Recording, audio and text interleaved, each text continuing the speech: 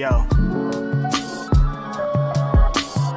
It's Grapsody with Will, Phil, and Reg, trying to keep it real instead of what you usually get from these talking heads. It's Grapsody, we're here to fill the void. 3 black fans, different perspective, gotta fill your voice. Coming with the podcast, talking majors, indies in between. Yeah, it's all that, and we're down with Fightful, better fall back. Coming for respect, we connect like a ball bat. No need to double check, these are all facts. You're listening to us talk raps. You're listening to us talk raps. Will, Phil, and Reg. Yeah, we're Grapsody, here to talk raps. Yeah, we're Grapsody, here to talk raps. Welcome to another edition of Grapsody. I'm Will Washington. Philip Lindsey's also here. I am in the building. Ladies and gentlemen, we are officially in Mercedes Watch 2022, heading into 2023. We all now are sitting around basically waiting to see what this woman will do next. That's all. You see what I titled this episode? Like, I don't know. Also, Righteous Reg is here. In the building, it's your boy, Media Man, your favorite writer, your favorite rapper, your favorite podcaster. I hope these mic issues are fixed. I'm just, it's been driving me crazy all day, all year. That's all I ever think about is these dumb mic issues. So I hope today goes well, and I hope everything is okay. Yeah. I think folks are going to be like, Reg is loud as hell now. I think that's going to be the difference. Give me a break. Can I catch a break? A goddamn Kit Kat bar. But I think you're good. I think we're good. Sweet. So, what I wanted to say, so we were talking right before the show, and Reg and Phil, of course, you guys held it down. You did Ask Grapsody this week, and I didn't get to be there because of chaperoning dumbass middle school kids. I mean, look, I had to break up a couple of fights. Wow, I love it. I'm loving it. Middle school? What's I'm going on? loving Of course it. they're fighting in middle school. Like, these are... I'm loving it. Look, I don't know what people think Aurora, Colorado is like, but, this is...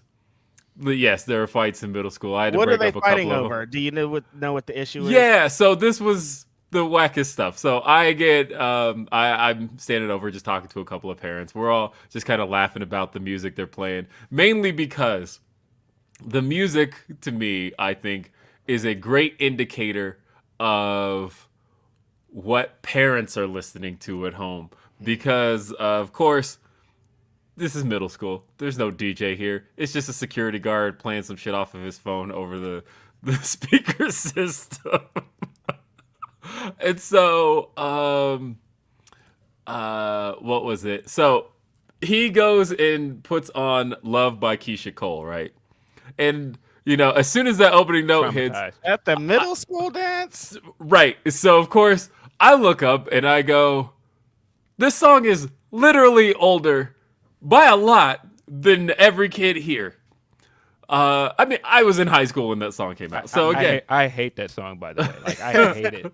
Don't disrespect an Oakland legend like Keisha Cole. It's not disrespect to Keisha. Keisha's great. Them things be thinking. She be singing. Like, great.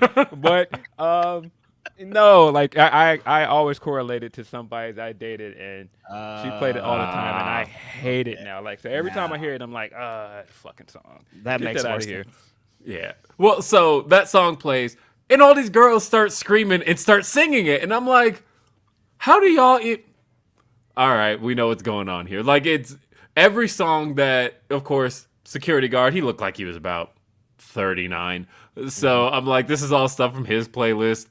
And again, I have certain expectations, of course, for school. Not that I, really care, but it just kind of jars me when, the music's not clean at a middle school dance. So when I hear the N-word in a song at a middle school dance, I'm like, what is happening here? What are we doing here? But because what song was it? It wasn't No Guidance. What song came on? God damn it. It's right on the tip of my tongue, and I can't for the life of me. Shit. It's a Chris Brown hit just this year. You asking the wrong person. I'll listen. Fuck. It's going to drive me nuts. Go Crazy. There it was. But either way, as soon as that came on, of course, and the funny thing was, middle school dances all really just consist of everybody getting in a circle.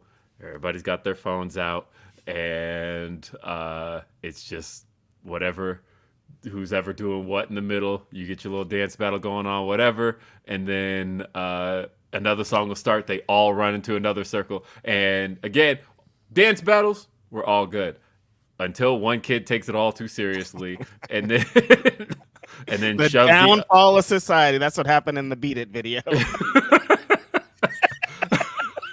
Wow. But then one kid shoves another one, and then all of a sudden, or the one I had to break up. The funny thing was, hands trying to stab each other. I had to break up more fights between girls than anything. I thought it was going to be the boys going at it. Nah, they were good. And I'm like, one girl runs over to me. She goes, "Hey, these other girls are going to beat us up." And I'm like, "Okay, you run over." Then the DJ just hits, "It's about to be a what? Girl fight." I run over. Playlist. I run over, and I'm thinking, and I ask them, like, "Okay, what's going on?" And they're like, "Well, she's spreading lies about me. She said that." I'm like, middle school. But then I thought about it, and I thought, after having covered things like Brawl Out this year, Of course. is That's this how you bring it really back around. is this really so bad? That's all Or I'm is saying. this It's kind of- pro wrestling. It's just like you were thinking last night. That's how I think about the whole situation. I'm like, it's pro wrestling. Just how you're like, it's middle school. I'm like, yo, it's pro wrestling. Nothing crazy happened here. What happened here? Somebody threw a chair. Yeah, and Pro so wrestling. that's how I brought that around. But speaking of which, you guys on Ask Grapsody this week talked about the Missy Elliott album, her first one, the Super Duper Fly. Just had an And anniversary. She said it took her and Timbaland 2 weeks to make that incredible album. I can't even. Craziness. You know what's weird though? I have this mental association with that album because of. Let me see when it came out so that I'm not going crazy here. So that album. Oh, I think I can guess. It was like 97. I know it was 97, but I'm looking for the specific date. Okay, so that came out July 15th, 97. I didn't get that album till September of that year. And I know I didn't get that album till September of that year because for whatever reason, my brain associates that album with Bad Blood 1997. And the debut of Kane and the death of Brian Pillman. And so, like, I know it's this weird mental association where I listened to it that weekend and I listened to it that whole weekend. And so all those songs I mentally Well, that wasn't associate. until October then, because that was October 5th. October 5th. Okay. So, I got it October. But it's the debut of Kane, the death of Brian Pillman, all of that. I mentally associate with that album and listening to it the whole way through. And so when I hear Sock It To Me, for example, for whatever reason, I associate it with Hell in a Cell and Shawn Michaels versus The Undertaker. That's a Them hell of songs a ain't- memory to put I know. together. Them things ain't got nothing to do with each other. But for whatever reason... We need a cut of Kane stomping down to the ring with dun dun dun dun dun dun.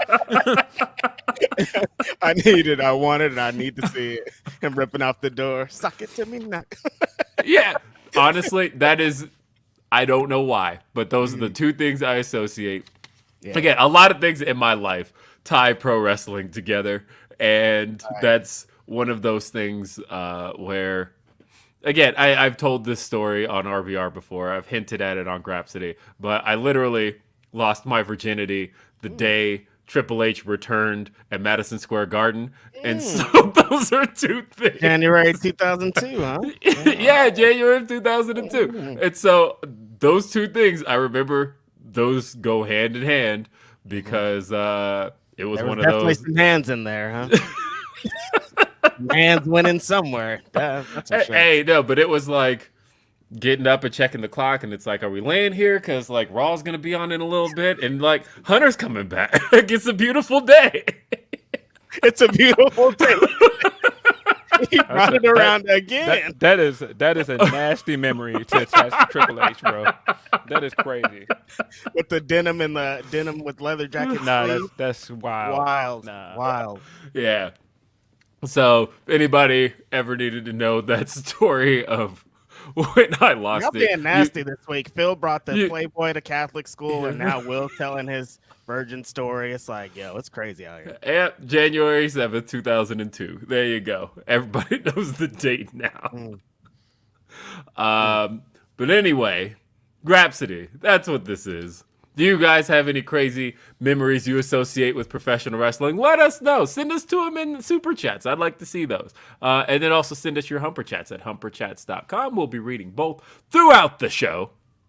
And yeah, let's get into it. But send us your super chats to help support what we do here at Grapsody. Helps keep us going and keeping the show going. And we want to hear from everybody this week because, man, there's a lot to talk about. I'm mad you to show no love to ROH in the title. Like, this is ROH day right here today. That's what we're dealing. We're leading into ROH. We're the lead into a great final battle that turned around like a motherfucker last night when he started.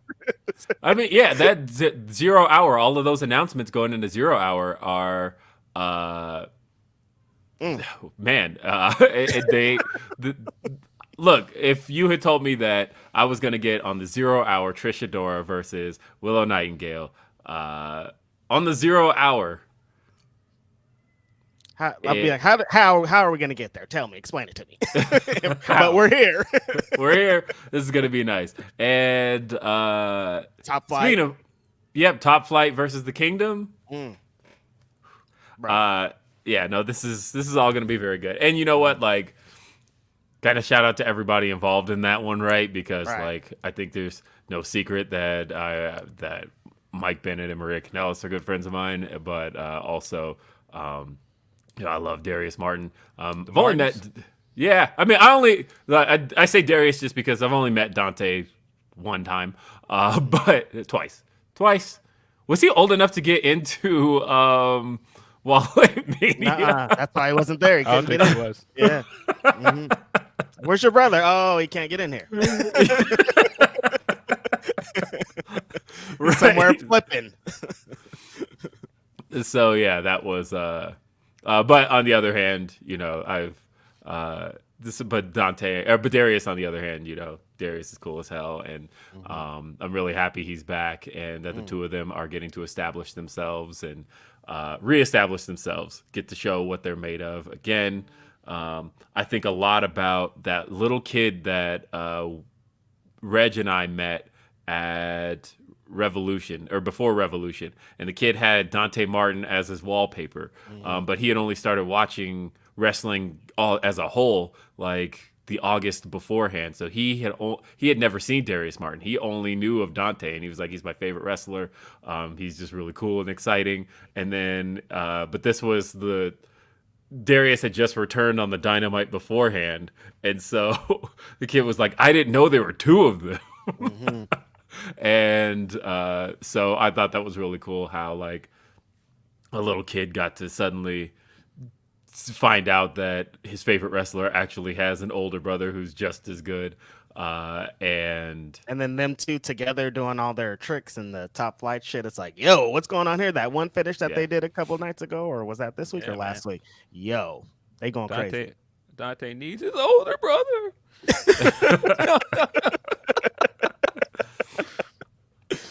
Yes. Yeah, this is going to be a very interesting card. Of course, there is a media scrum afterward. I've only missed 2 of the TonyCon media scrums this year. I was at 6 of them this year. Six of the 8 TonyCon media scrums. The only 2 I will have missed will be what was the last pay-per-view? Because this one is Final Battle and Death Before Dishonor is the other one I missed. Yeah, I was there for Supercard of Honor. All 3 of us were sitting next to each other. Supercard of Honor. Do you think Tony Khan? He kind of maybe a little bit hinted at a TV deal. You think he'll announce it tonight? Maybe. I think they'll at least announce where there will be regular Ring of Honor programming, whatever that is, or how it's going to be maintained going forward. I think they are going to announce that at the show tonight. I think the hints at that were him saying that we won't see Ring of Honor stuff as much on AEW after this pay-per-view. Right. And then, Alvarez also said that he felt like they were going to break something soon.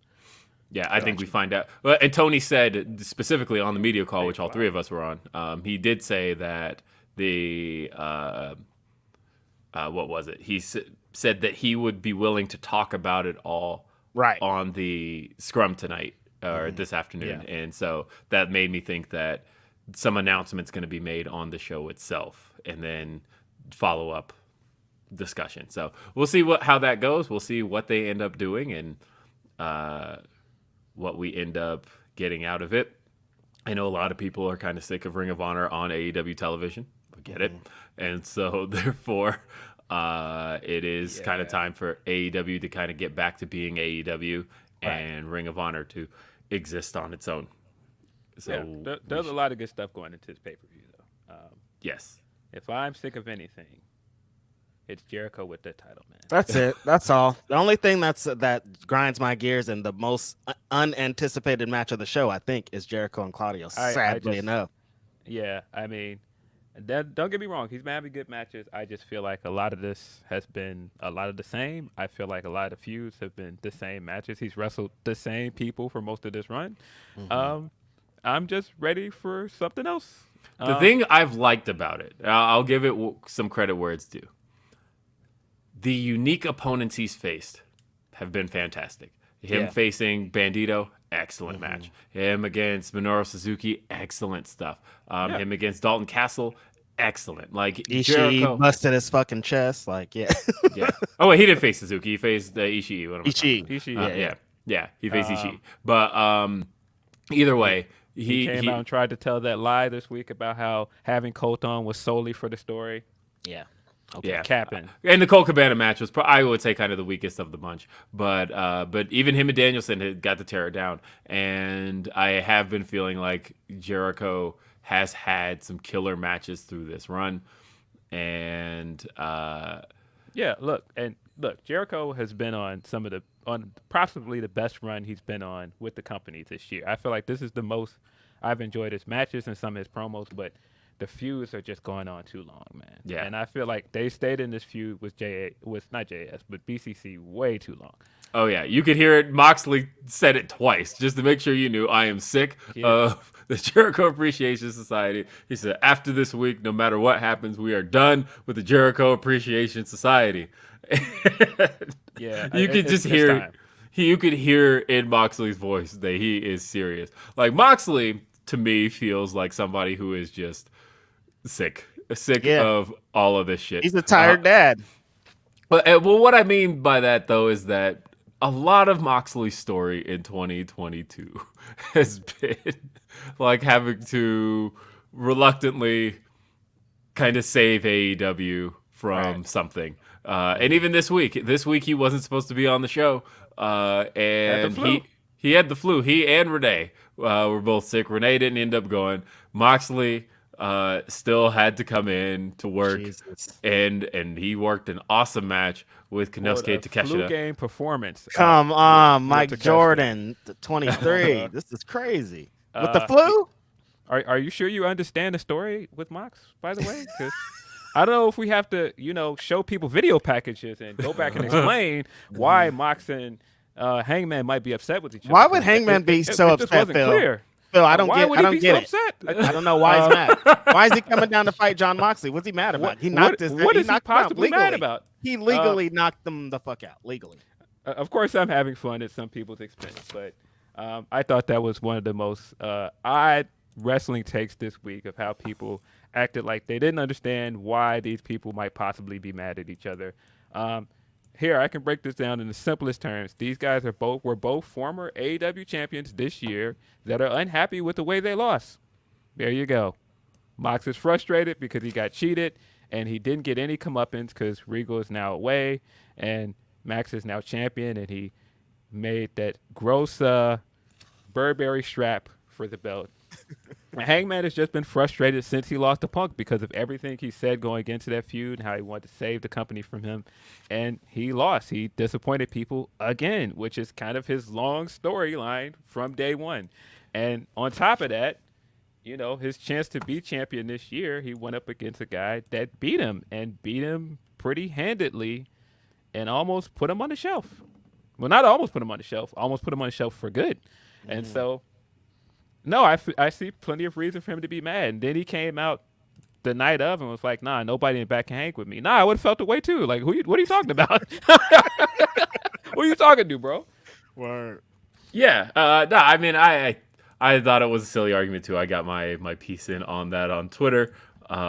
Yours drew out Lance Storm, but I don't know how it did. That was interesting. Yeah. No, shout out to Lance though. I like Lance a lot. I do too. What I will say is, I just it has been kind of the story of Moxley's year, right? Like thinking about how he was supposed to take a 6-week vacation. That man has not had 1 week off since that 6-week vacation was supposed to start. But he was going to be off for 6 weeks after All Out. And instead, he's been on TV every week since All Out. And they just signed his wife like look, we're not going to get any time away, so let's just have some time together. But, you know, it's been a lot for him.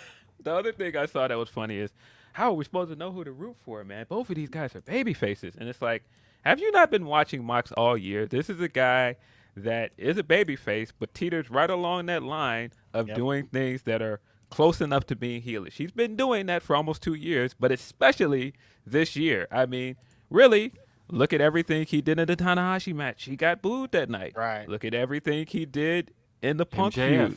He got booed in Chicago that night. Look at the MJF stuff. He got booed a lot this year. He doesn't care about getting booed. The thing I said on Twitter is, I said, man, he's kind of like Kobe when he came back wearing 24, and that he enjoyed being booed. He enjoyed walking into somebody's hometown and silencing the crowd, and that's why Mox is great. You know, though, I think it is weird that we continue to have this conversation, because I don't know. I look at FTR versus the Acclaimed. I saw people going into that match, specifically longtime wrestling experts going, ooh, babyface versus babyface, you know, this could hurt. You know, the crowd's not going to know who to cheer for. Yeah. That crowd was just hot for everybody. They picked the guy that they wanted to cheer for several times during that match, and it was Konosuke Takeshita. Right. But that's why Mox is so great. And those. Oh no, but I was talking about FTR versus the Acclaim though, and how that specific match, who was the crowd supposed to go for, right? And it was like, but instead, what we ended up getting throughout the entirety of the match was just an hot atmosphere, Right. and. I That think concept is so foreign to vets. They don't understand it, even though we see it all the time now. Like, we see two faces wrestle each other all the time, and fans just pick. It'll be 60-40 or a little bit more, but most of the time it's like that. If it's hot, it's hot. Yeah, I think a lot of older guys in the industry have a problem with this idea of them not controlling who to sway the crowd to do, and just letting the crowd dictate the match. For some reason, they don't want to do that. Right. It's fascinating.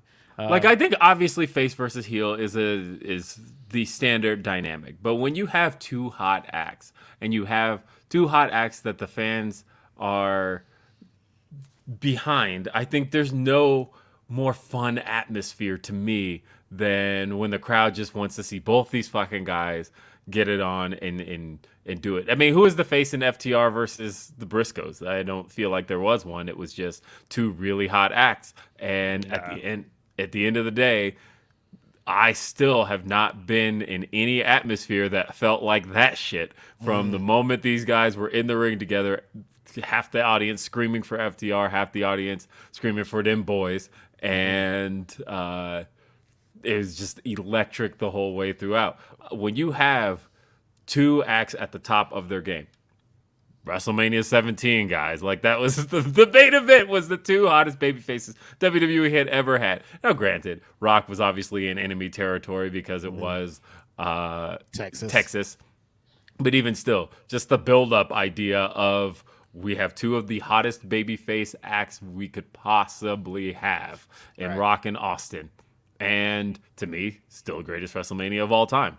I don't know. I'm never against the idea of babyface versus babyface when they're hot enough to do it. Obviously, that's not something I would do on the low end of things. But when you have something like what you had with the Acclaimed and FTR this week, do it. Yeah, and I'm sure we'll talk about tag teams and stuff like that later in the show.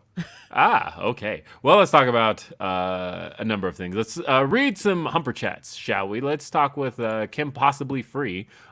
Says, for Grapsody, hello. I won't be able to watch it live because I'm supporting my kiddo during her Lego League competition. Good. I mean, like, my son's in Robocon, so I get that.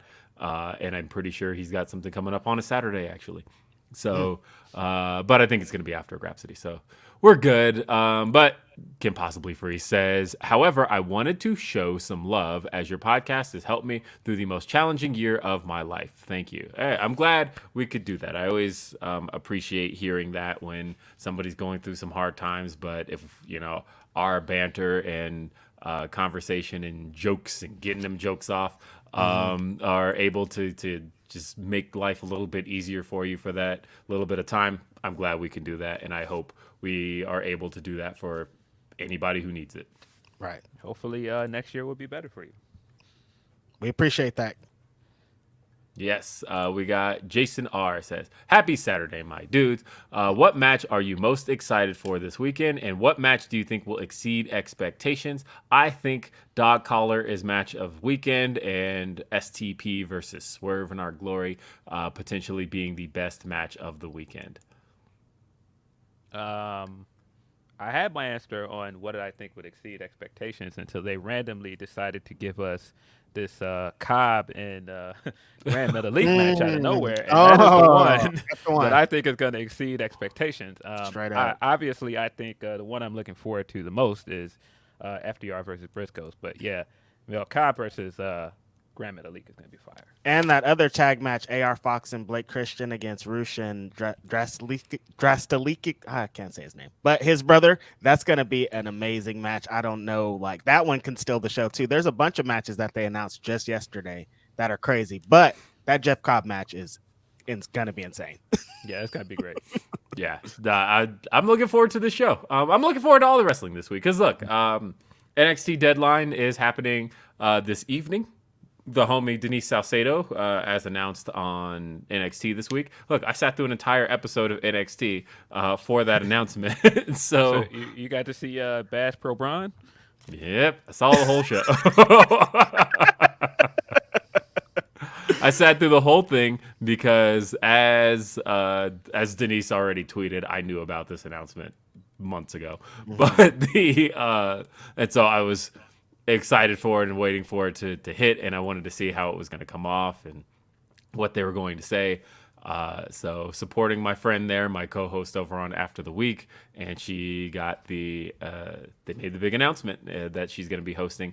And the funny thing was, if you were on the Shawn Michaels media call yesterday, one of the things Shawn Michaels said was that he wants to see more of that. That he wants to see more wrestling media people hosting those NXT kickoff shows. So damn, Grapsody boys at the NXT kickoff show is crazy.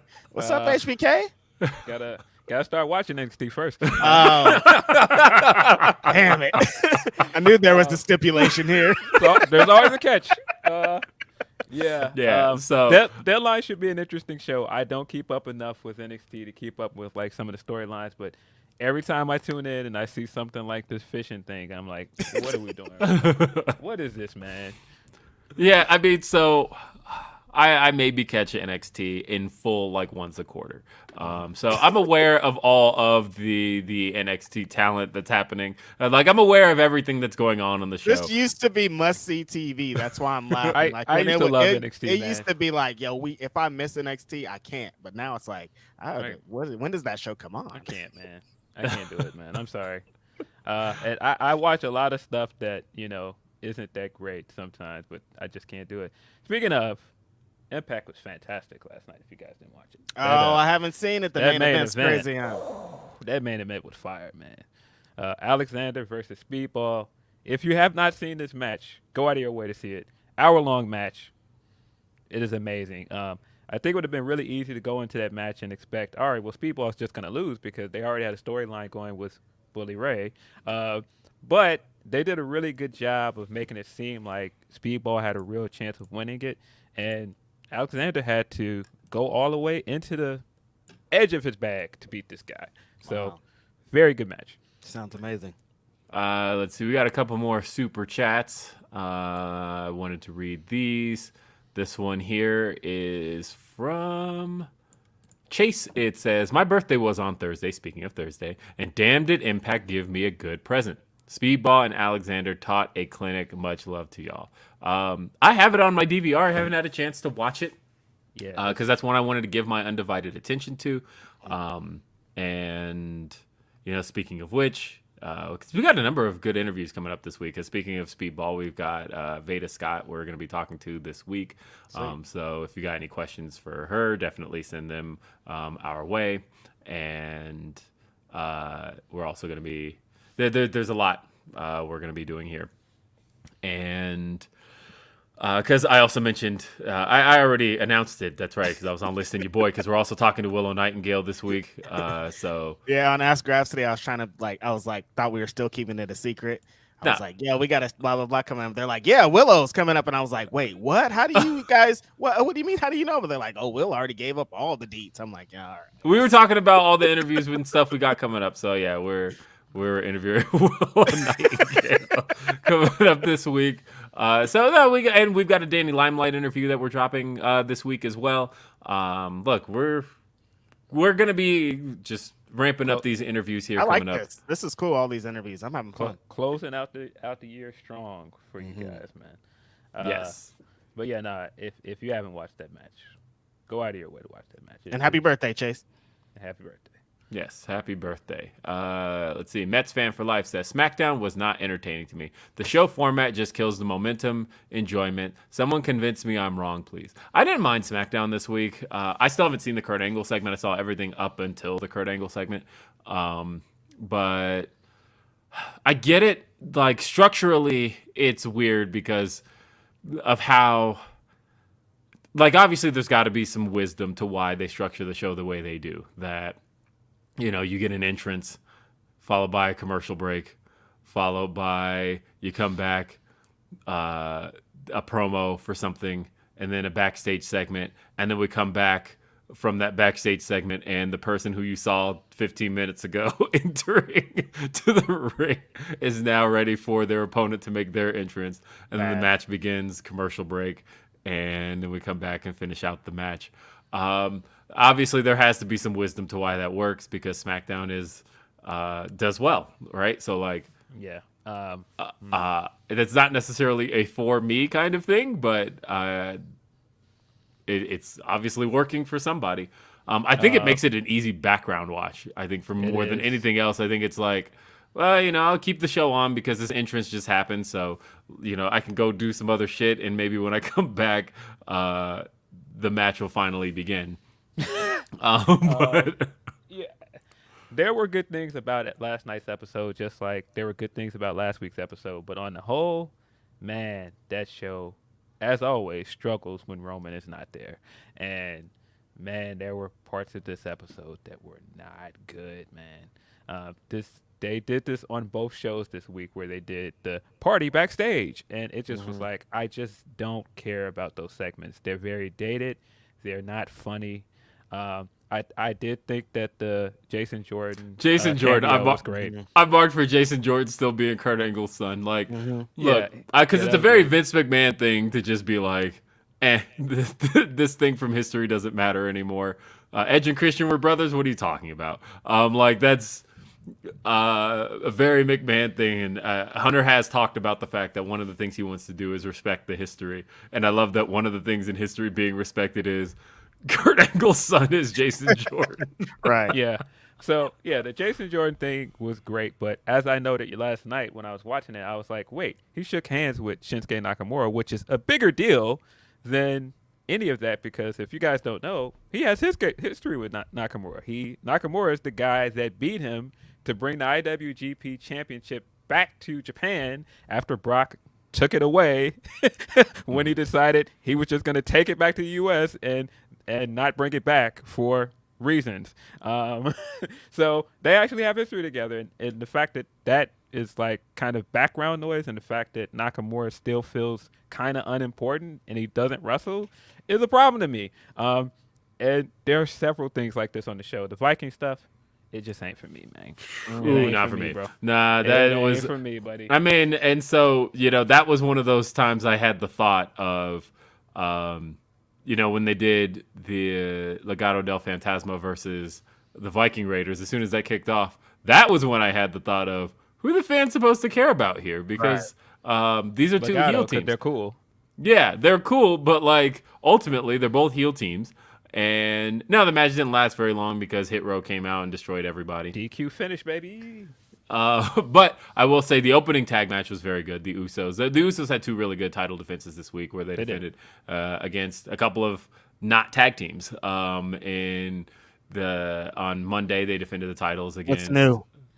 Kevin Owens and Riddle. Riddle was taken out for what they now said was 6 weeks, and a lot of people are scratching their heads as to why there's all of a sudden this really specific date around why Riddle is off TV. So that is a head scratcher. But I don't know. I legit don't know why Riddle is just suddenly off TV for this amount of time. Yeah, but and the SmackDown women's stuff is just not good. It's just not good. Is it ever going to be? I do think it will be when they can add some of their bigger stars back. I think losing Charlotte, Sasha, and Naomi around the same time hurt SmackDown a lot, and Ronda just hasn't been the Ronda that she was in her first year, and they've built a lot of the TV time around Ronda, and it's just not hitting. I thought it was weird that Tegan and Liv teamed up this week for the first week ever, got their tag match, and then won basically by DQ, and then got a tag title match right afterwards. I was just like, okay, interesting. The women's stuff on SmackDown is not good. I don't care about this Lacey Evans stuff at all. The only thing I'm weirded out by Lacey Evans, and maybe it's not weird. Maybe that should be her gimmick for the rest of her career. Is you could even title her the repackage Lacey Evans. I like it. It sounds great. This is the fourth time that we've been reintroduced to Lacey Evans with a series of videos that are different. These aren't the same as the last series of videos we got from her. Yeah. But they have reintroduced and repackaged Lacey Evans multiple times. She got called up, by the way, at the end of 2018. So we're now 4 years into Lacey Evans' run. She still doesn't necessarily feel like a permanent part of the roster because of the fact that she's been pulled and repackaged multiple times.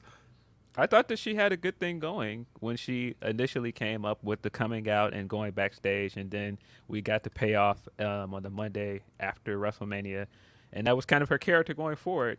But that feud with Becky lasted way too long.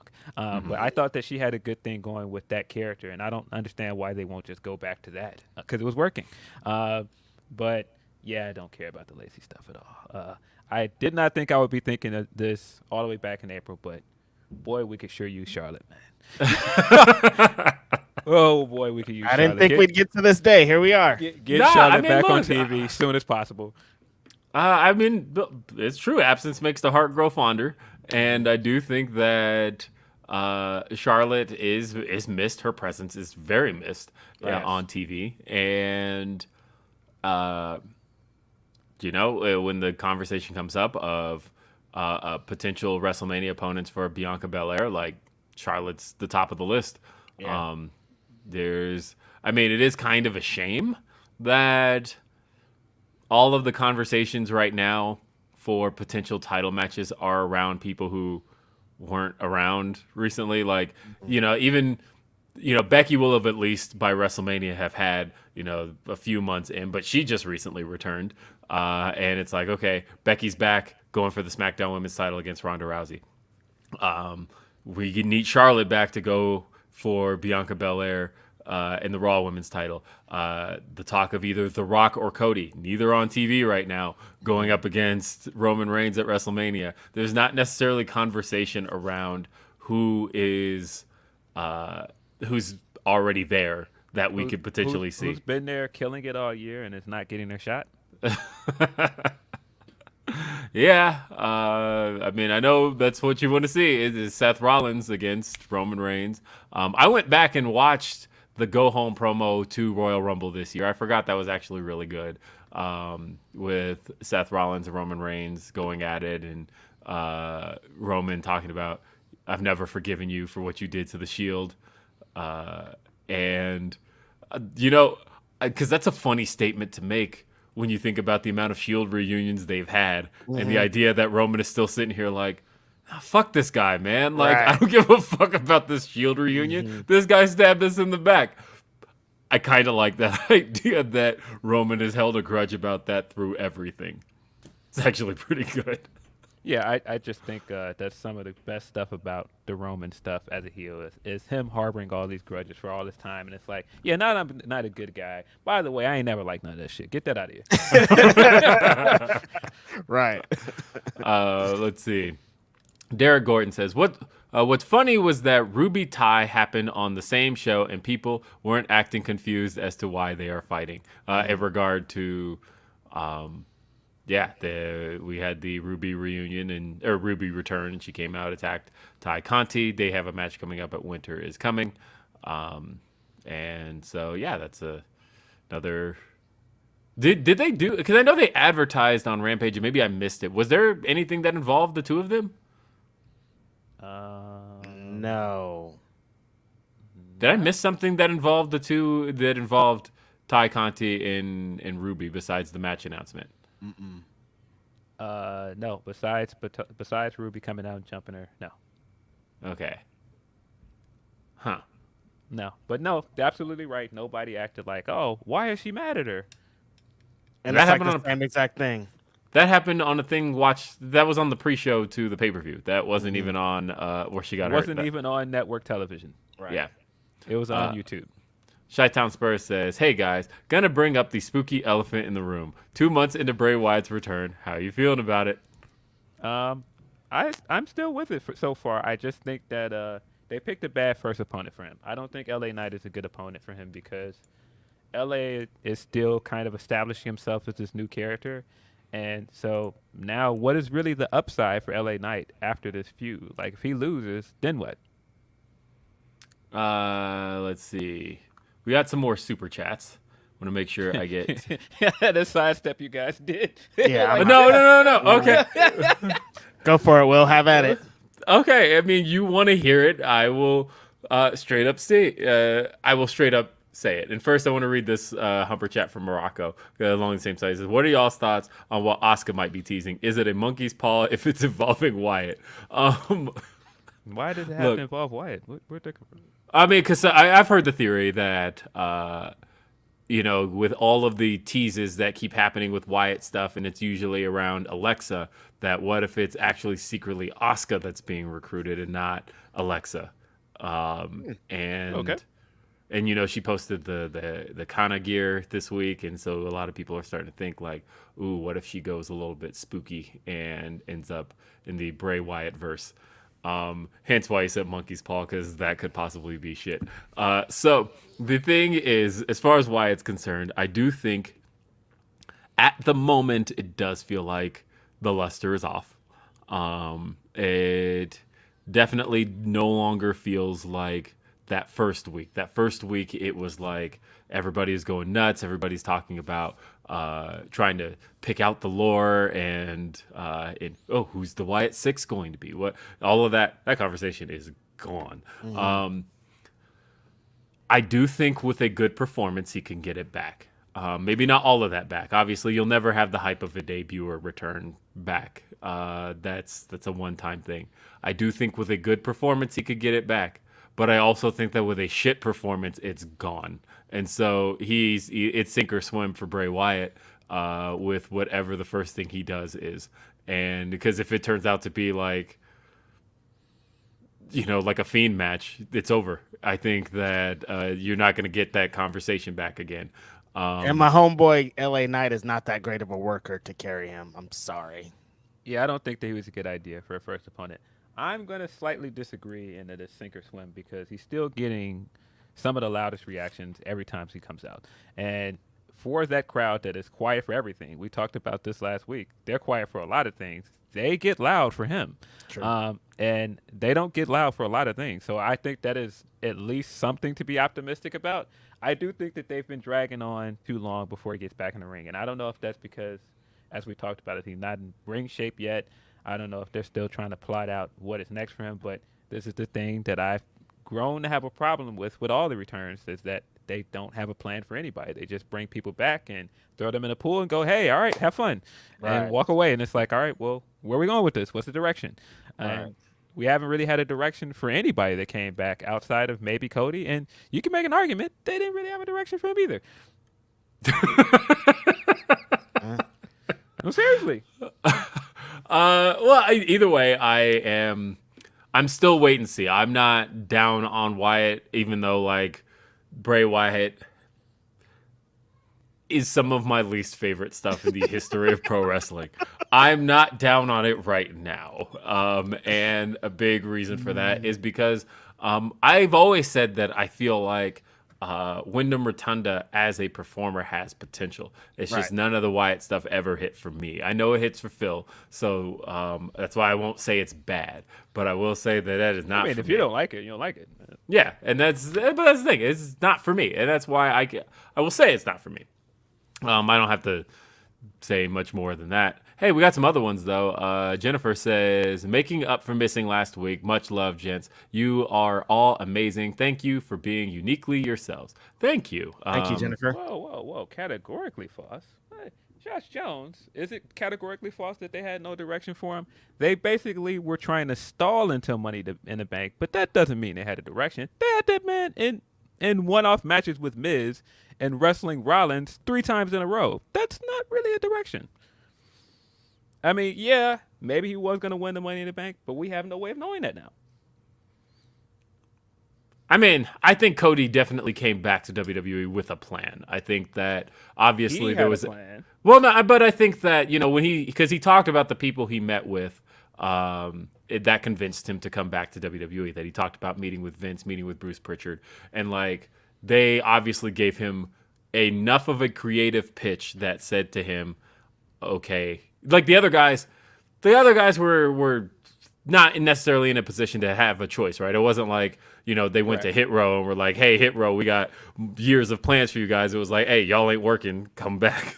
Right. But like with Cody was already in another company and running that other company. And so it was like, okay, you guys, we have an idea for you. We see this for you.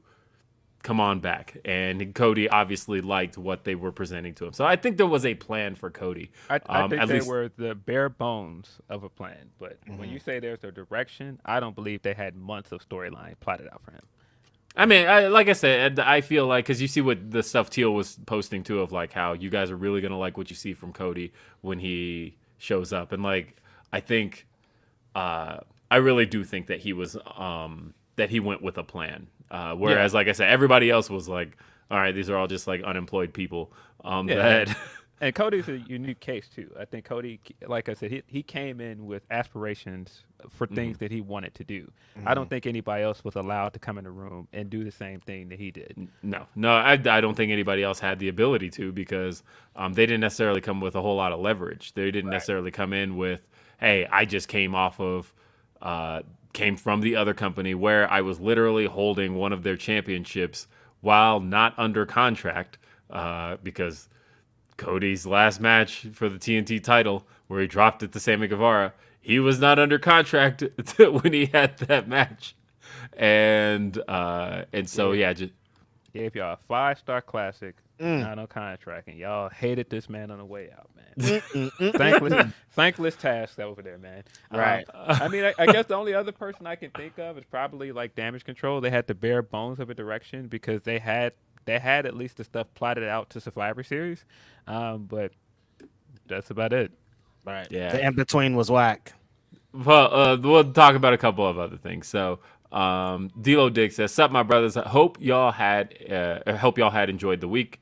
Mine was rough. I'm with you. I had a really, really, really rough week, and I have not quite recovered from rough week, and it may be a while before I do. So I'm with you, D'Lo Diggs, on that. But at least I have these guys here and this show and all of you guys out there to as a nice distraction for a minute. So thank you. Right. But he says, quick random question: what was the best wrestling gear of the year? Personally, I say Ospreay's Hayabusa gear is goated. That was fire. That was super fire.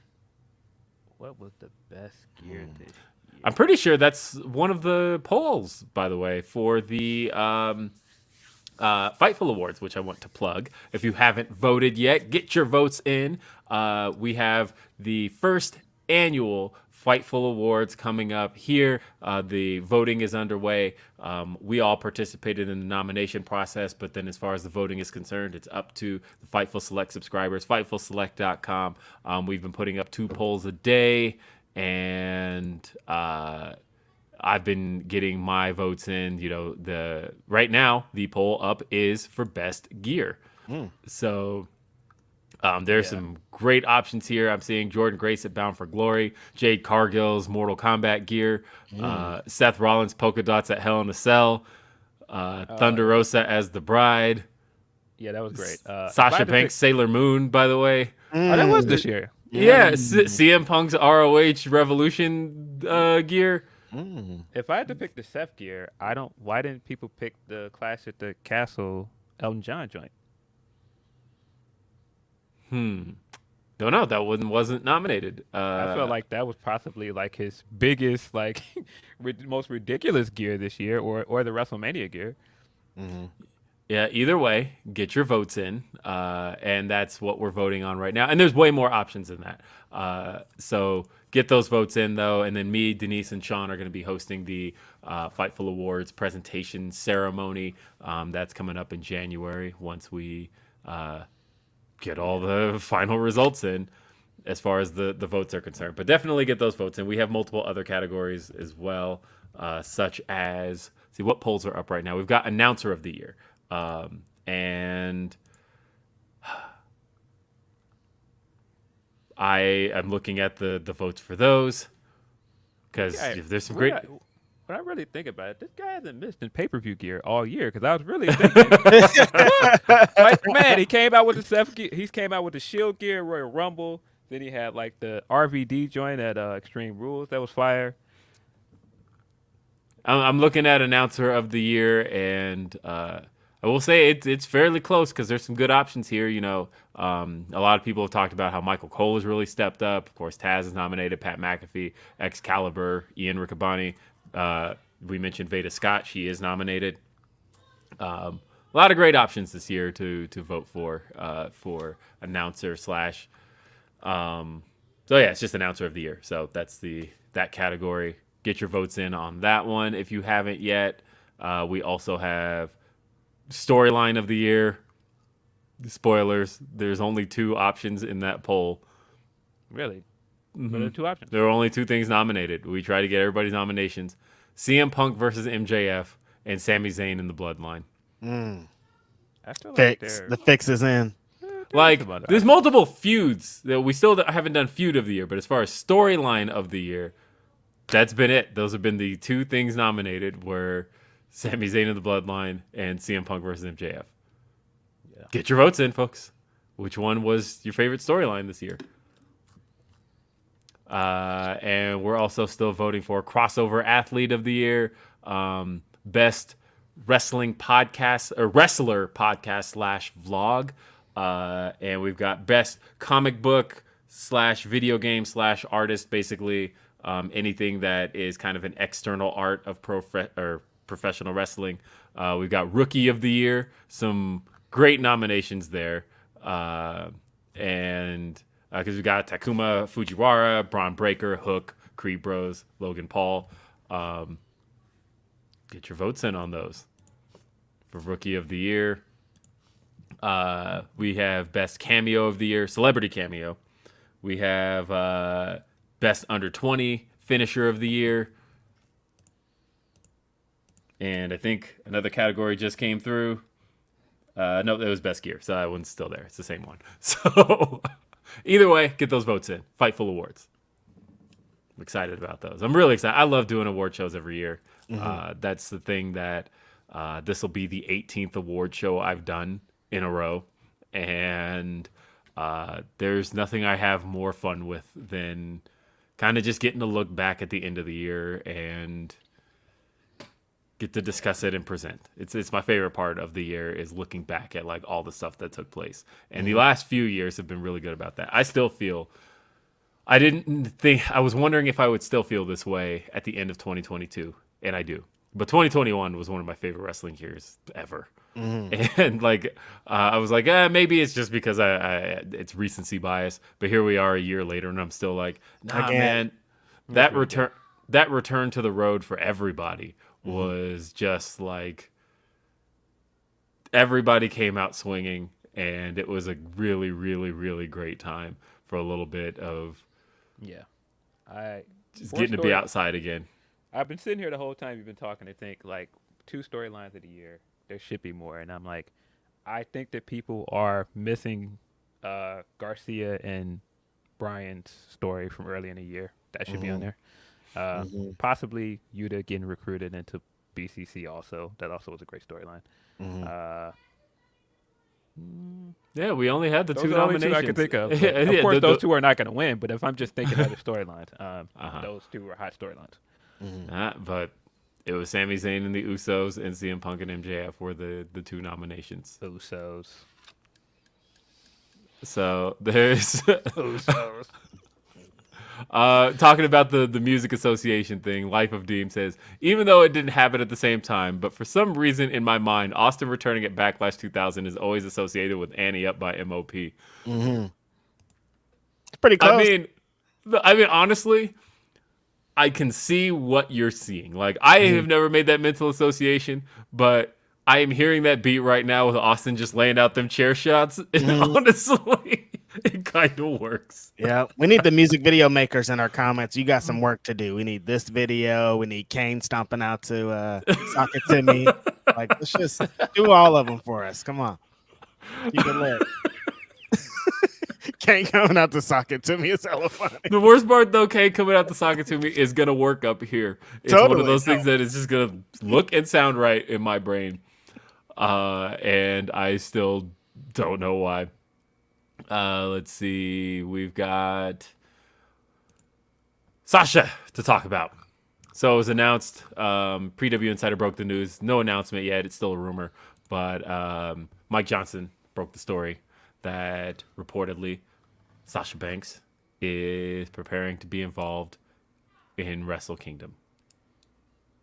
Yeah. How historic is it, though, that if this report is true, that New Japan went and sought out Sasha Banks? Because that's what the report says, is that New Japan is bringing her in. It's not like she's just showing up and buying a ticket, because I've seen people like, oh, she's probably just going to be in the crowd. Like, no, that's not reportable news, guys. Like, it is newsworthy if she just shows up. But no, nobody would just put out their report if it wasn't something like the company itself is bringing her in to be there. Right. That's a pretty big deal. That's a pretty big deal for a lot of reasons, not just because of Mercedes Watch 2022, but just what her match with Bayley meant to the world, just what the women's revolution did for women's wrestling. And, I know you can throw all your faults on WWE and how they have, exaggerated the women's revolution in some ways, but it did change women's wrestling a lot. I remember when a lot of indie promotions did not have women's championships. Yep. That changed after 2016. The Bushy Road and Stardom have outright said that part of the reason that they wanted to partner with New Japan and do more stuff like that is because of women headlining WrestleMania. And so I think it says a lot about Sasha's So what place. you're saying, Phil, is that we owe Stephanie McMahon a thanks for creating women's wrestling because she came out. Look, guys, she came out to the ring and she said, women's wrestling, I birth you. And then women's wrestling was created that night where she brought out Charlotte. I'm sorry. No, I am definitely not giving Stephanie that credit. No way.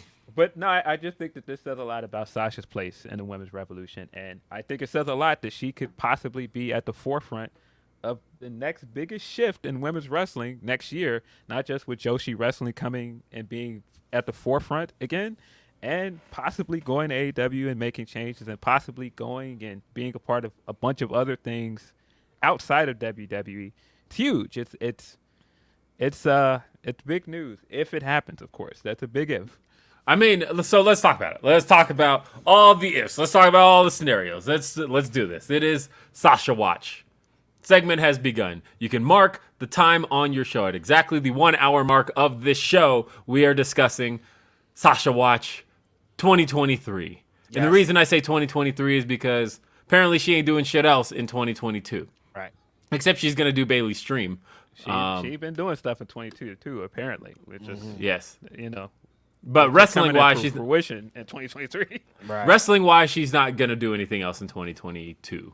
And that, of course, brings up an important question. Why? Because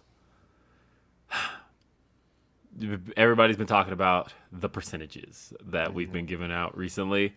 A month ago, I was like 90% sure she's going back to WWE. And I said 2% AEW. And now my AEW percentage is up to 60. Mm-hmm. And my WWE percentage has plummeted. And I said why on Day After Dynamite. Shout out Andrew Zarian. I had him on as a guest this week on Day After Dynamite. We got to discuss all of that. But I feel like Sasha has had her people tell anybody who's looking to book her she's not available till 2023, January of 2023. But she's not telling any of these people I'm not available at all. It says January 2023. Mm-hmm. The only people who have the ability to restrict her time on that is World Wrestling Entertainment. If WWE were where she were headed next, they could bring her back yesterday, right? Yep. Because that's the only restriction on time right now is a contract with WWE, who could easily just say, no, there's no time restriction on anything. Mm-hmm. And so this has me thinking about Raj Giri's report from earlier this year, back in June, where he did say that he's seen it, that she did get her released. There were talks of lawyers being involved, and that one of the big pieces of those stories back at the time was Sasha Banks will likely be released from a WWE contract, but it has a lengthy non-compete that probably goes, I recall at the time saying, through the end of 2022. All of this January stuff starts popping up, right?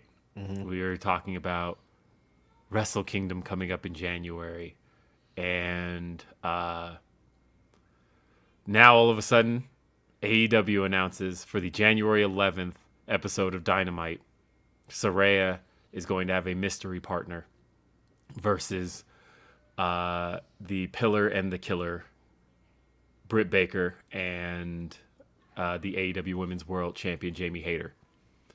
When I think about all of that, think about how last minute Tony tends to announce stuff. Mm-hmm. Like, literally, all these matches for this pay-per-view today, Ring of Honor coming up in literally an hour and a half.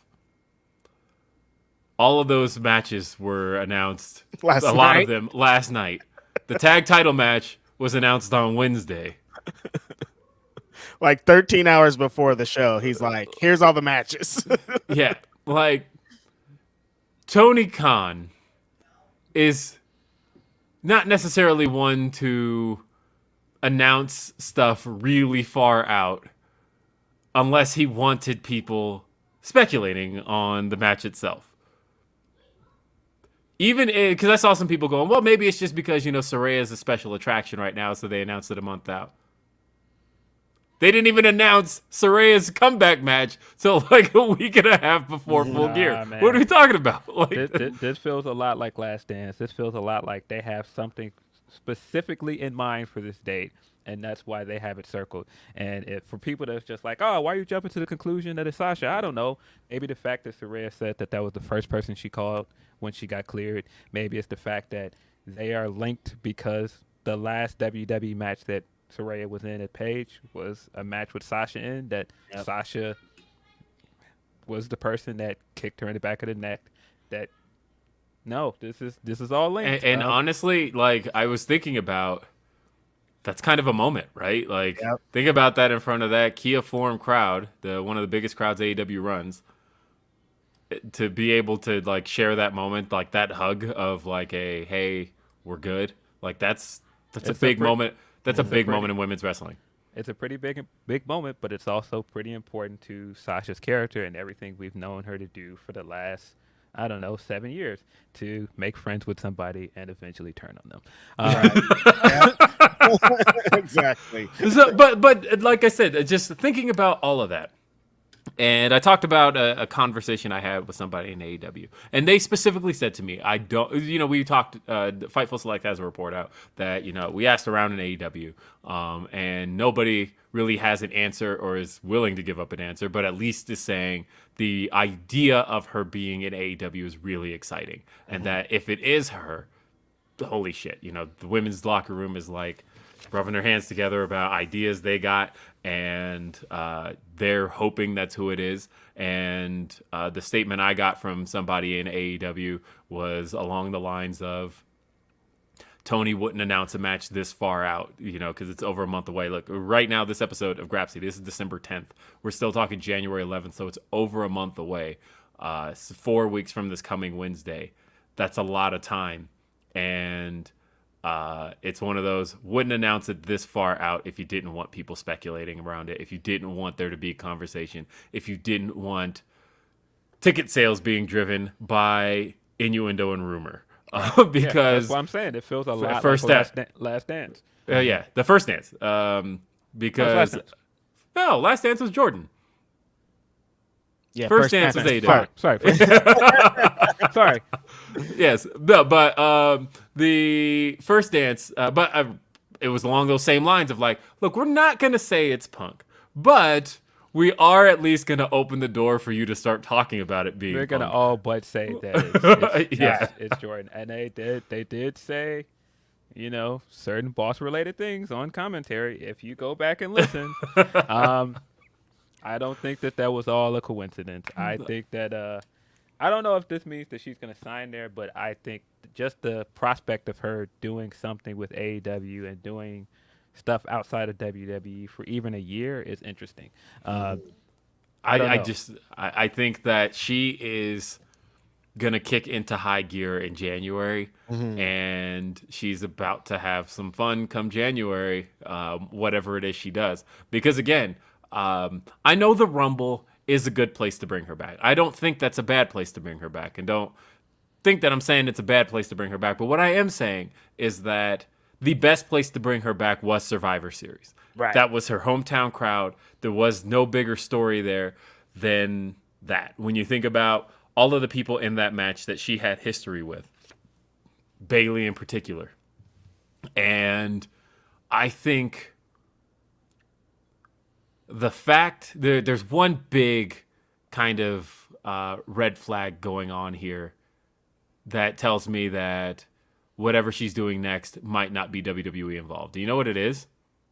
Bayley. Because she's been willing to make a whole lot of public appearances with Bayley. She's been posting pictures with Bayley, training stuff with Bayley. She's doing a stream with Bayley later this year. So she's at least willing to throw that story, the storyline of her having any type of animosity with Bayley. Last time we saw them both on TV, they were not friends. This is a duo that most famously had a Hell in a Cell and are not supposed to be cool right now. And right. So and Bayley's a heel. They know people want to see Sasha back, so she would be functioning as a babyface. And the fact that they've kind of toss that out and are like, no, we're cool. You know us. We're friends. Real life, we're friends.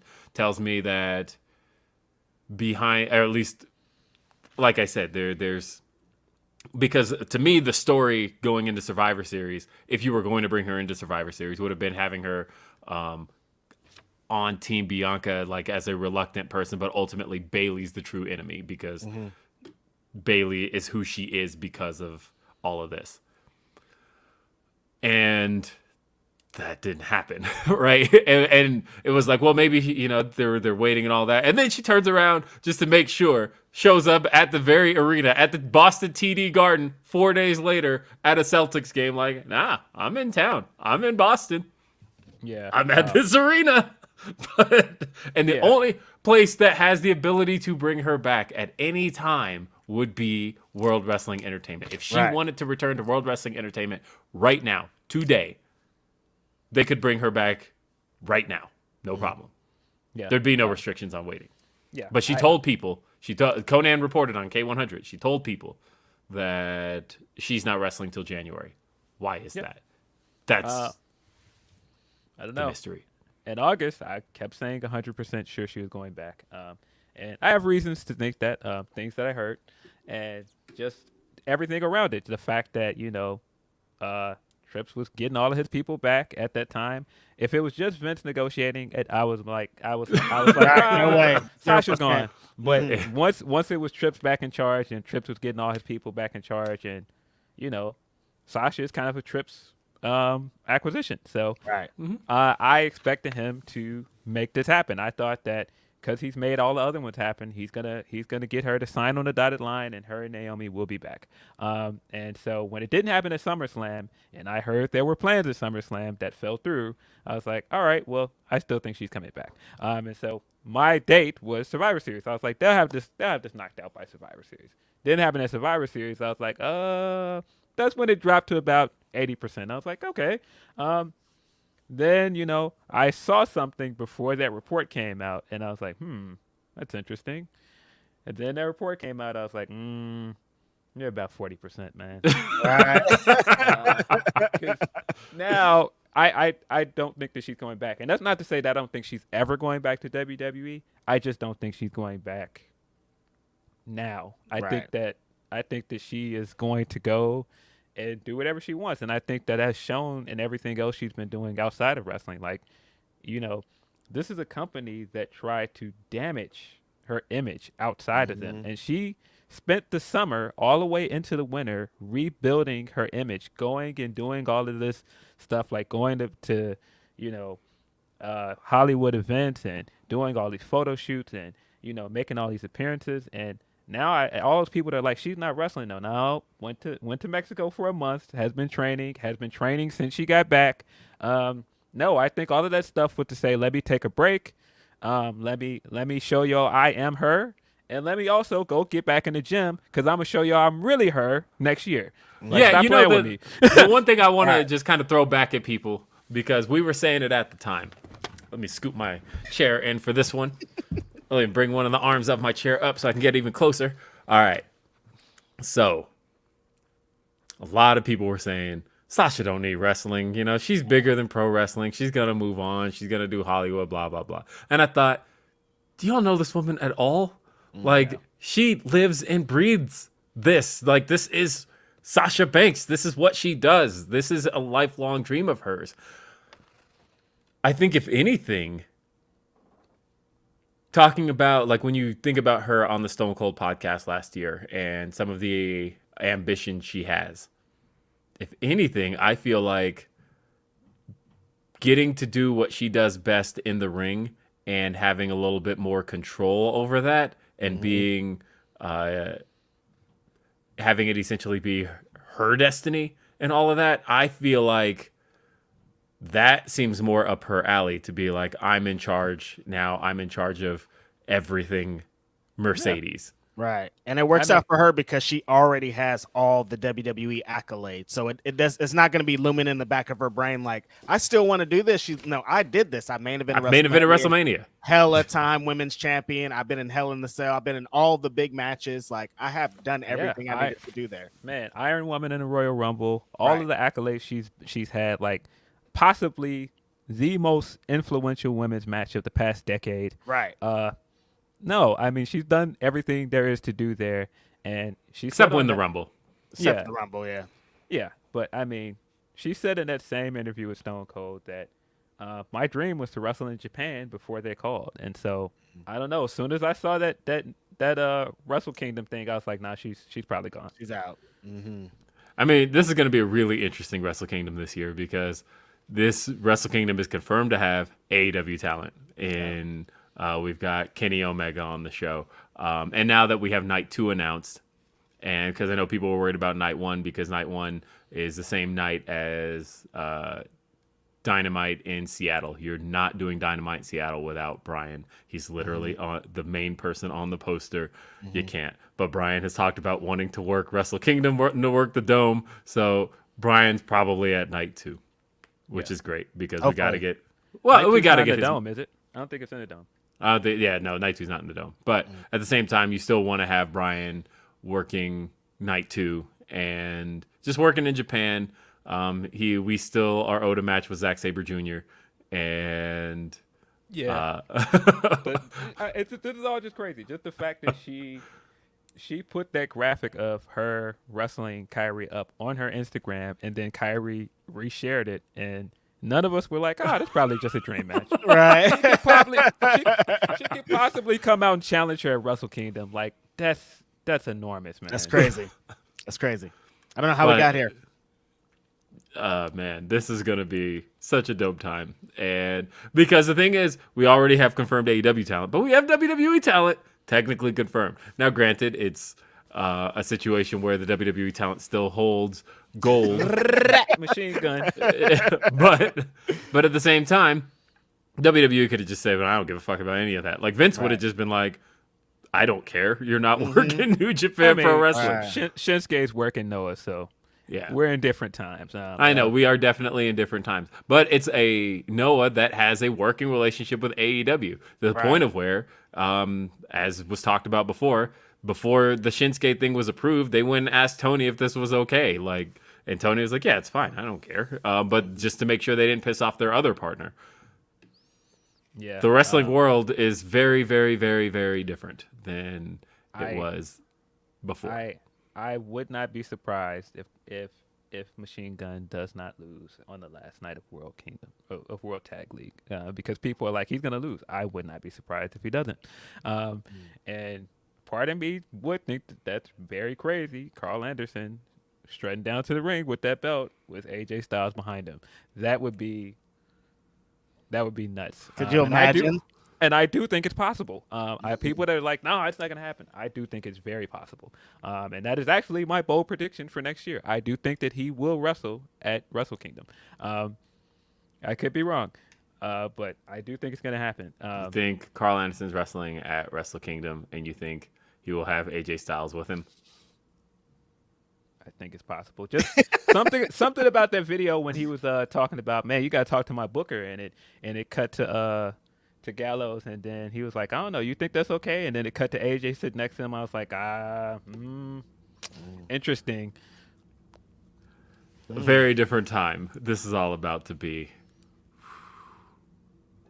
Very different time. Mercedes Watch 2020. This is insane. Mercedes Watch. No, I again, like I said, my alerts all went off Wednesday or on Thursday when everything was announced. But again, because I put the tweet out, I wanted to see what people were thinking. I tweeted yesterday, who do you think Saraya's partner is going to be?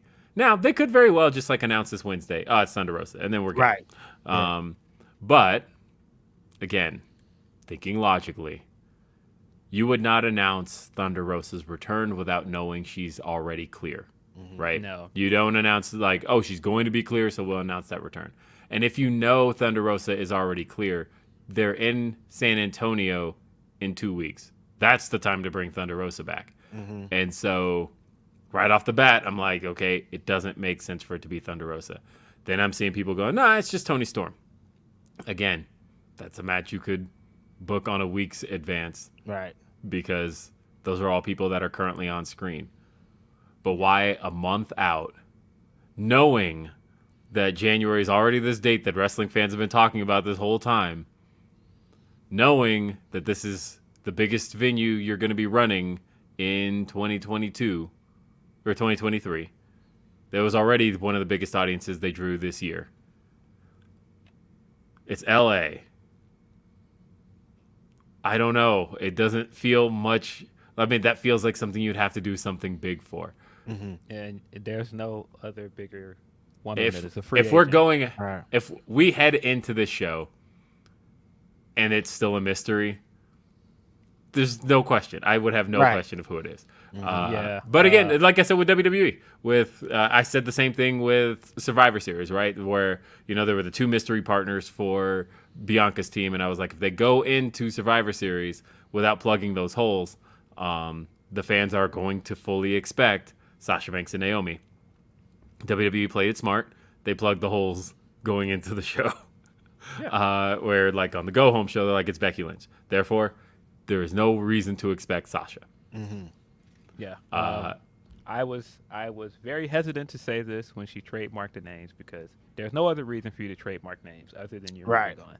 But I was still in I don't believe you Sasha mode because I was like, I'm not going to let you get my hopes up for you to go back. And now that we know other stuff, no, you don't trademark names if you're going back. And so I just don't think she's going back. And I could be wrong, but things could change. Like I said, like it is WWE, so they could see all this announcement and be like back in her phone, pitching the hardest they've ever pitched to get her back. You never know. That could be why she's doing this. It could be that she plans to go out and go on a world tour next year and, come back with the bargaining chip of a lifetime and re-sign with them. I don't know. But I'm along for whatever she wants to do for the next year or so. Right. Because this sounds like so much fun. Not an Impact. Fam, every time I see Sasha and an Impact logo, I'm like, you guys, stop using your Photoshop. That's not going to ever happen. That's not going to happen. But I just, and also the fact that, I don't know, man. I'm tired of it, Will. Also, the fact that this is linked to Kairi is really cool because I was one of those people when Kairi left where I was like, I hated the way that they wrote her off TV. I'm like, give her a farewell match. You know she's not going to be on TV. You didn't give us the Oscar match that you teased on Raw Talk. You didn't really give her. I mean, she beat Bayley as champion, didn't get a title shot after that. And so I think the idea of her being the first IWGP Women's Champion and possibly being the person that stands across the ring from Sasha next month is huge, and I think that's great for her. I think it's great for everybody involved. And of course, don't sleep on Tam Nakano. I know people are just looking past Tam and going, "Oh, well, now this means that Kairi's going to win. It's just going to set up the match." Yeah, it probably does. But Tam had a great year this year, and I think it's great that she's getting to wrestle in the Dome. Words from Wills. Want to just read a couple of things. Salute to the Three Kings. If the three of you had to book your own individual long-term booking for Jade losing the title, who would it be against and why? Do you see her being women's champ in the future? Looks like my little joke is going to come to fruition last week. Didn't I make a little joke about Sasha and Jade? It was a joke last week. It's very real now. I mean, that would be the coolest scenario. That would be just magic on the screen, right? Just thinking about the idea of these two face to face. Never would have imagined. I've seen a lot of people, by the way, using Kiera's hair color change as another sign. I mean, but they're like, hey, why is it not blue no more? What does she know? Oh man. By the way, I thought that the Red Velvet and Jade stuff was over until this week, and I watched how Red Velvet was looking at her during her celebration and how she was looking at the belt and looking at the screen. Red's coming, buddy. Yeah, no, that was what Red's I said. coming to challenge.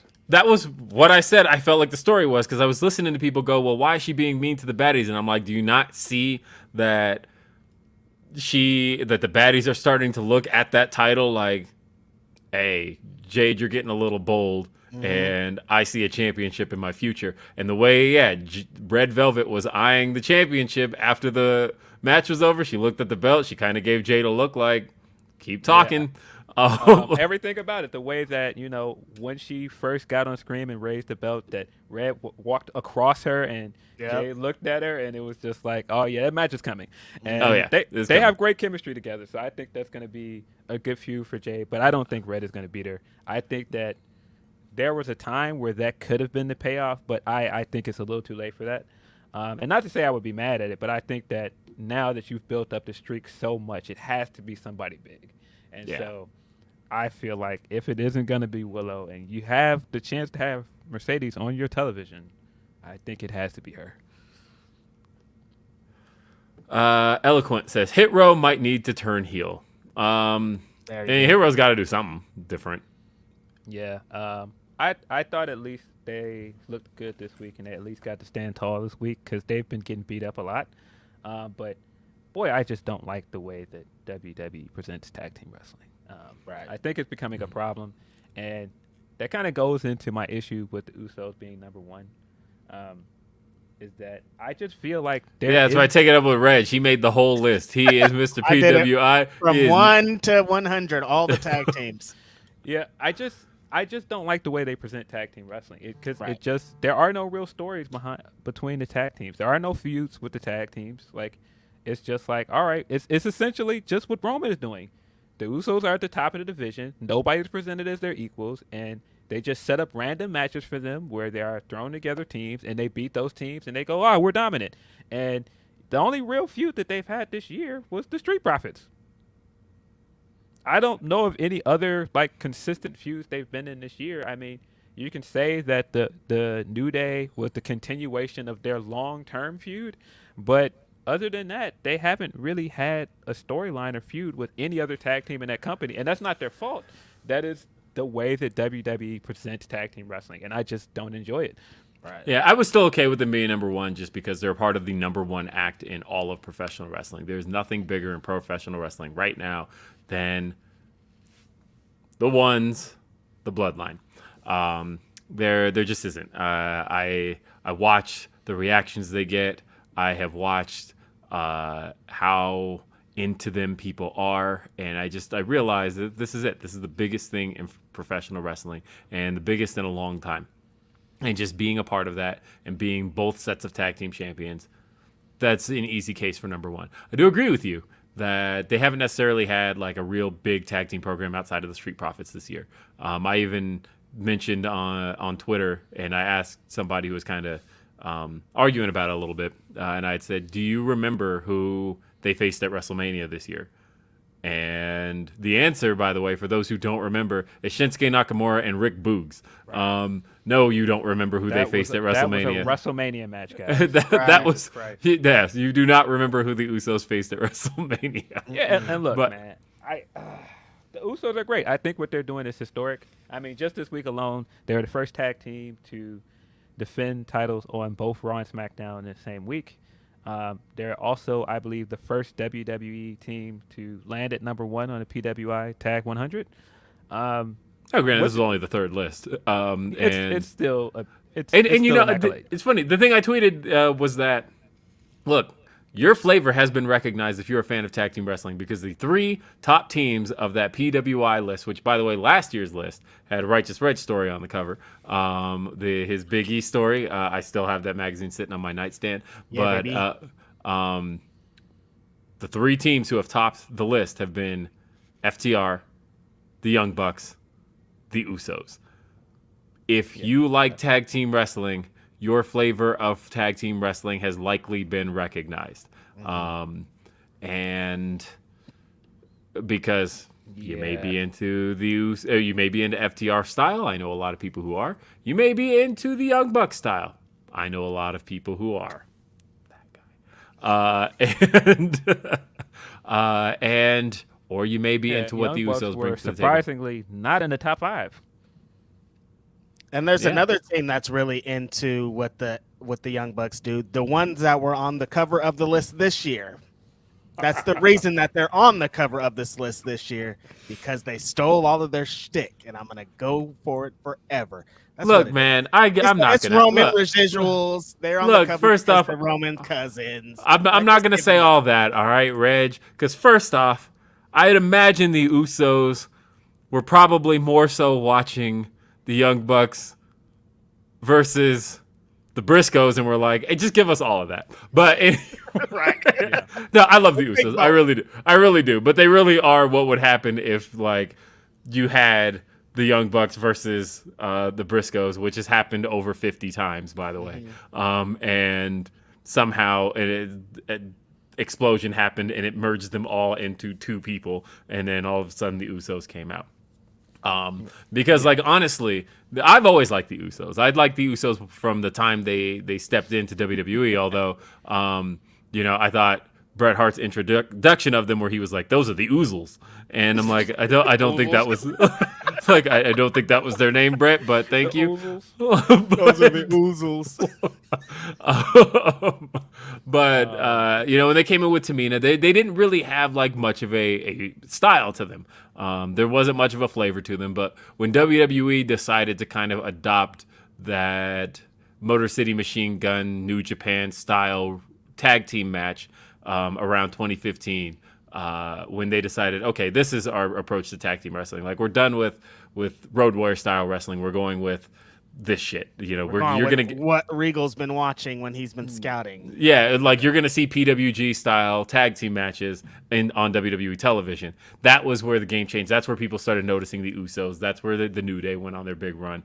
It was having those types of matches. So like, I think anybody who claims that there's no influence there, I think is kind of living in denial, because you could just see absolutely are. Yeah, you could see the rise in that style of wrestling across other promotions, and then right around 2015 is when WWE decided to adopt it themselves, and that created what WWE has today.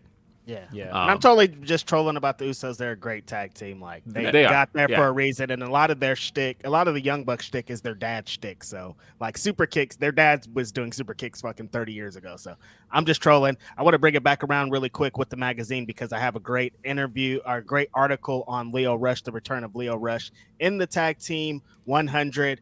Double Leo Rush, shout out to him and Yo, who are now in the finals of the Super Junior tag out in New Japan. There's a lot going on. Leo has been killing it in his New Japan run. If you haven't seen any of it, you should definitely check it out. Also, Kevin Knight has been destroying it out there with Takeshita as his tag team partner. There's a lot of dope shit going on in New Japan.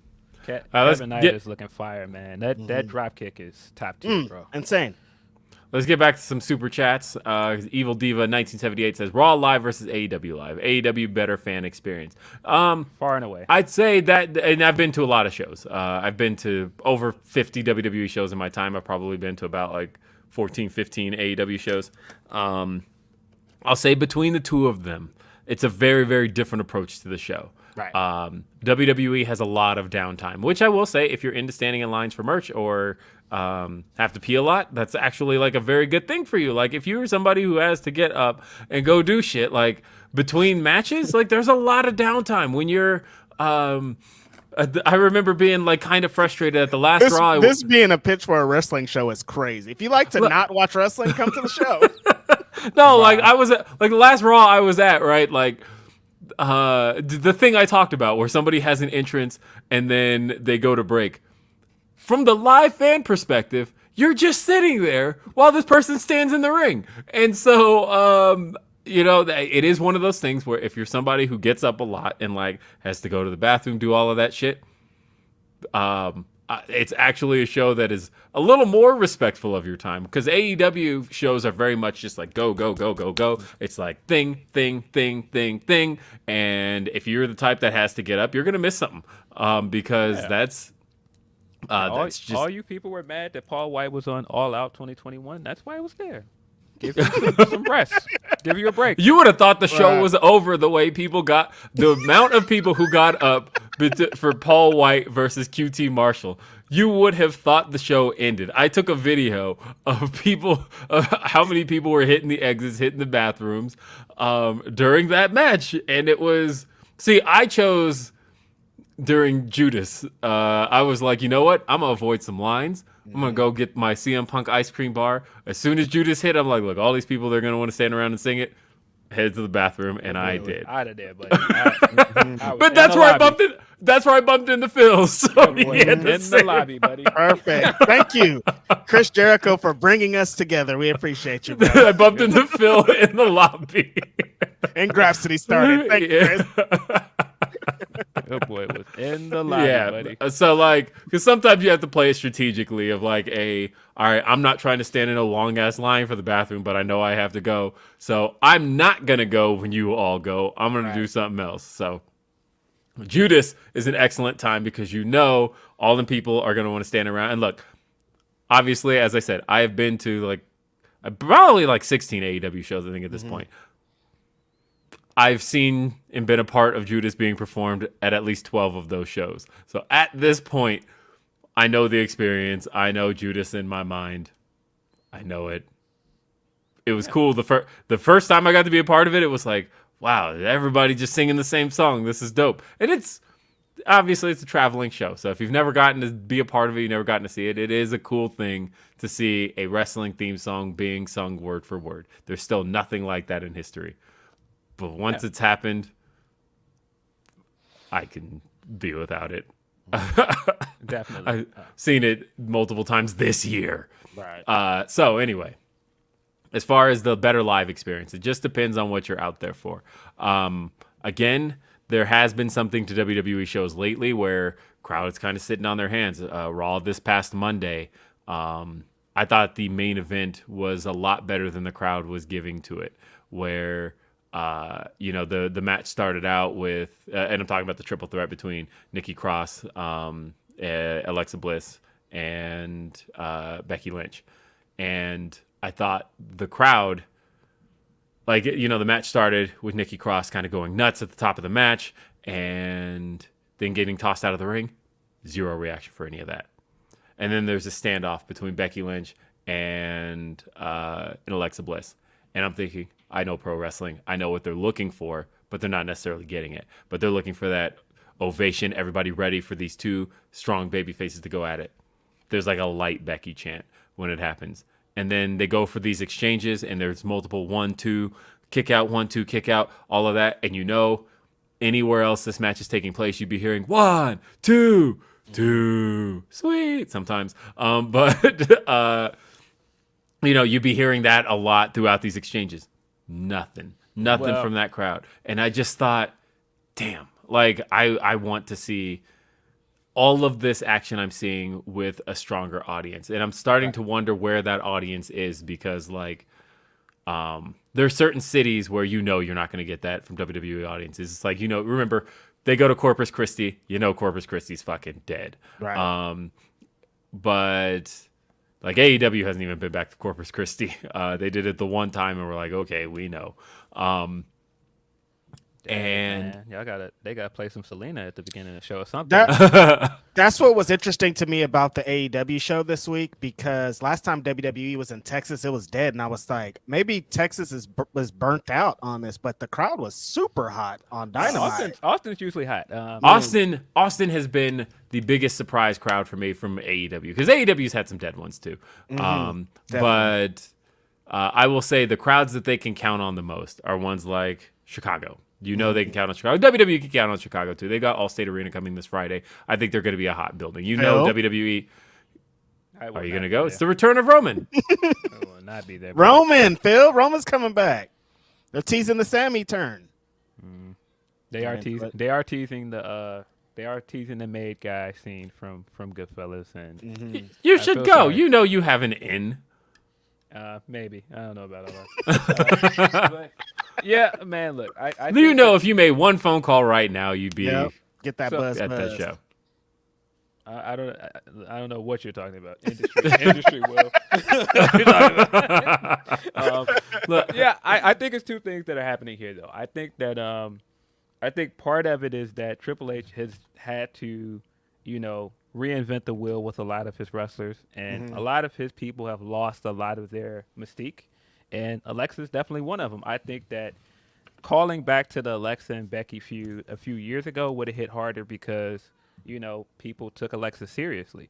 And I think a part of Alexa winning Monday was a part of, rebuilding Alexa because, man, Alexa has been uninteresting for a while now. And so I think it was a lofty goal to expect people to pop for that moment because I feel like Becky has, sailed past her at this point. Alexa's not the star that she was 2 or 3 years ago. Right. She just doesn't have that kind of recognition with the fans anymore. She has her devout fans, but she hasn't done anything that interesting in so long that I didn't expect anybody to pop like they did. And I feel like some of that has happened with other people on the roster as well. I feel like the stuff with Asuka that they were trying to do another triple threat match would have hit harder as well if they hadn't booked Asuka poorly for years. And so that's part of why I think what she's doing on Twitter is leading to somewhere because the only person that's really booked her well is Triple H. And so I think that this is him reclaiming one of his NXT projects and trying to go, no, I'm going to fix this. So, well, as far as Alexa Bliss is concerned? No, Asuka. Asuka, yeah, okay, yeah. I get that now. Sorry, I missed where we transitioned to Asuka from Alexa Bliss. I'm like Hunter never booked Alexa Bliss well. That was no. I was saying in the other triple threat match. I think that's why some of the stuff of Asuka getting beat down at the end didn't hit the same because they've booked her to be a loser for so long. So I think that now he's coming in I'm gonna fix this. They've never really booked you well, but I can fix it. Yeah. But going back to the question, going back to which is the better live experience, I will say, I don't know. I think it's just what you're there for more than anything else. Because WrestleMania could be if you're at WrestleMania, if you've never been there and you see all the spectacle, that could be a better show for you than a random AEW. So it depends. Yeah, it really all depends on what you're there for. But if you're into just the rowdiness of pro wrestling, getting to chant, getting to cheer, being into matches and things along those lines, I can see the latter being the case for you. So talking about that Austin, Texas crowd, though, that'll bring me into our next topic. Again, like I said, AEW has a few crowds they can guaranteed count on. And I think Austin, Texas, Cedar Park, Texas, the HEB Center, which is an arena they've run. This was the 4th time they've run that place. First time was the arena where Nyla Rose won the AEW Women's World Championship from Riho. Very hot crowd that night. Jeff Cobb showed up at the end of that show. That was eye for an eye, Moxley versus Ortiz. They've run that crowd a few times. That was one of the first ones they ran when they went back on the road, and it was a hot time, right? Wasn't that it was Moxley versus Carl Anderson? Also took place in that very arena. So HEB Center is one that AEW is very familiar with, and they're hot every single time. This was no exception.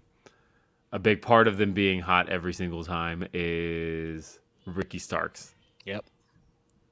And Ricky here, as a matter of fact, didn't Ricky win the FTW title in this building? I think that was the case. Yeah. Let me be certain, but I'm pretty sure. Question. I'm pretty sure because that was a really hot night for Ricky. He was the guy in that building. But looking it up to be 100% sure, and man, I'm good. All right, the FTW title on the line. Ricky Starks defeats Brian Cage. This was July 14th, 2021 at the HEB Center in Cedar Park, Texas. So Ricky Starks has had some career moments in that building. That we know. In this match, and on this night, Ricky had, I thought, a career night. Yeah. It was so, of course, Ricky wins the Dynamite.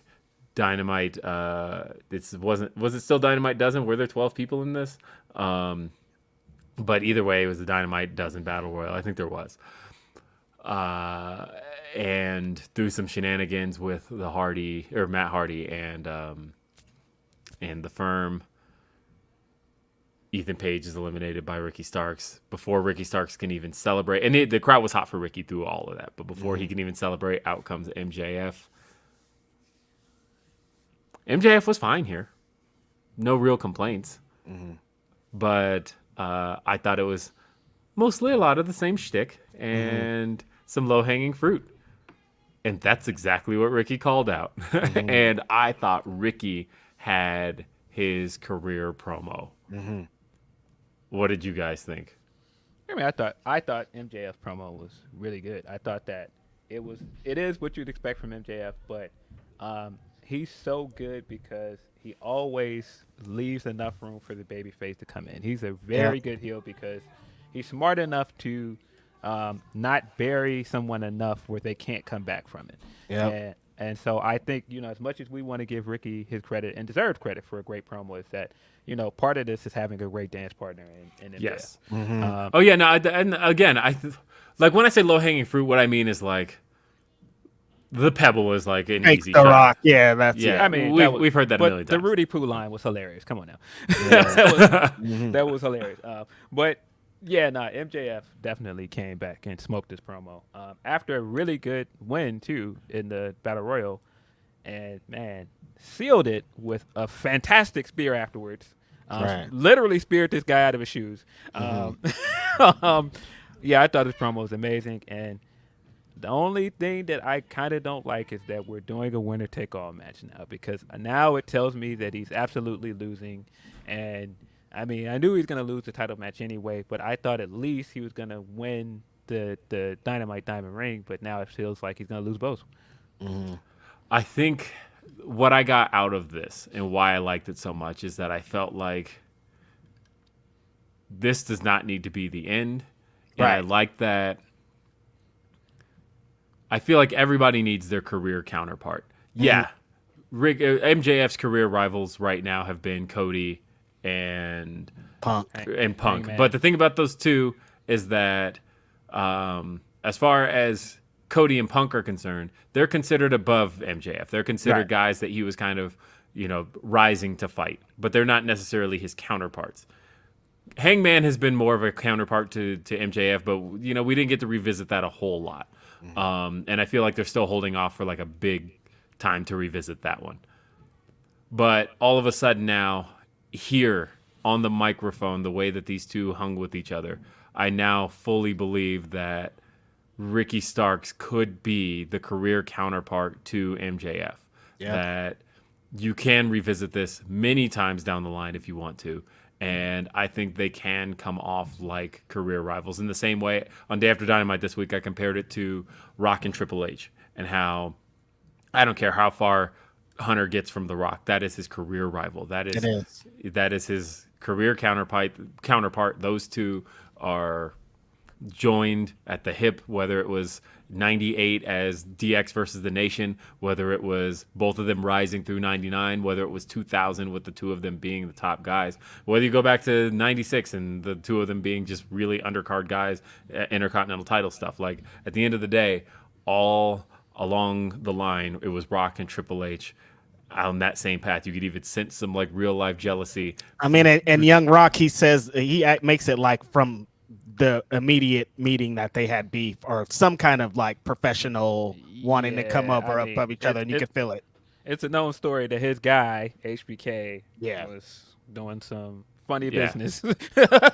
You know what I just thought about, dude? Because there's a famous story that The Rock hates Shawn Michaels because Shawn Michaels treated his grandma wrong. Shawn Michaels is nowhere to be found in Young Rock. There's not a Shawn Michaels cosplay. They don't talk about Shawn Michaels. You wouldn't think he existed in the time that they show. Like, he doesn't exist in the show. Look, I said this last year on the show. I have this working conspiracy theory in my brain that Rock went to Hollywood because Shawn Michaels came out of retirement. Like, it happened right around the same time where Shawn Michaels returns in 2002 and he's like, I'm back full time. And Rock's like, what else we got? I'm out. He just looks around. Fuck this.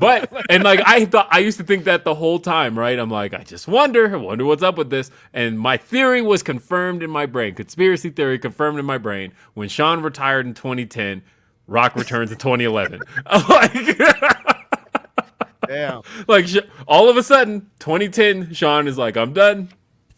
No more. And now Rock's like, all right, let me see. I'll come back and work with John Cena because I know that I'm not going to deal with Shawn Michaels at any point. And Rock was asked when in 2011 when he made his comeback and he was like, all right, I'm gonna have some matches, I'm gonna work with John Cena, I'm gonna work R-Truth, The Miz, and they asked him, are you planning on working with Shawn Michaels? And he gave a very diplomatic Rock answer where he was like, I'm not looking toward the past, I'm looking toward the future. That was his response on that. But again, Young Rock, I think you're right. I think there is something with him where it's like, fuck Shawn Michaels. I don't give a fuck what he does. I bet not see not one heartbreak. Nobody's here. I don't want to see no cowboy hat. Get that out of here. I'm just saying, it's been a long time since the two of them have had any type of like on-screen anything. I don't know. Interesting. I'm gonna ask him about it when he gives me my interview. But yeah, the Ricky Starks promo was fucking fantastic. I like that Max, like Phil was saying, Max lets the opponent breathe. Like sometimes when a heel's in a back and forth with the wrestler, they'll try to get their little points off while the face is getting their shit off. But Max let the whole thing breathe. He let Ricky get all of his shit off. He let Ricky have the moment, even though he's the world champ. And like you just can't get a better opponent than that. Yeah. I think this is gonna go on like Phil was saying. This is like the match if Max get past the 2024 war or whatever the fuck he's talking about. Yeah. No, I like I said, I think you can revisit this multiple times. Right. And I think this is a good place to start it. I think we now know MJF has somebody that can hang with him. And yeah, like I said, MJF got some shots in, but they weren't shots that Ricky wasn't able to bounce back from. That, right. When he called him the Pebble and all that stuff. And, but, Ricky's just like, you're a wannabe Roddy Piper, and all that stuff. It all worked. I thought MJF sold it all really well. This was an excellent segment. I thought that no matter what happens this Wednesday at Winter is Coming, I think Ricky Starks comes out of this feeling like a top guy. I think he's somebody you can start putting on the posters because he is one of those guys now. He is somebody who can compete for the world title. For sure. That's really cool. Yeah, I thought that this was the right way to do it. I think the story of him trying to come for everything that MJF has is a good story. I just think that he's going to lose now. Yes. I think people that are building up in their minds he has to win this match are going to be really those disappointed. People, I feel sorry.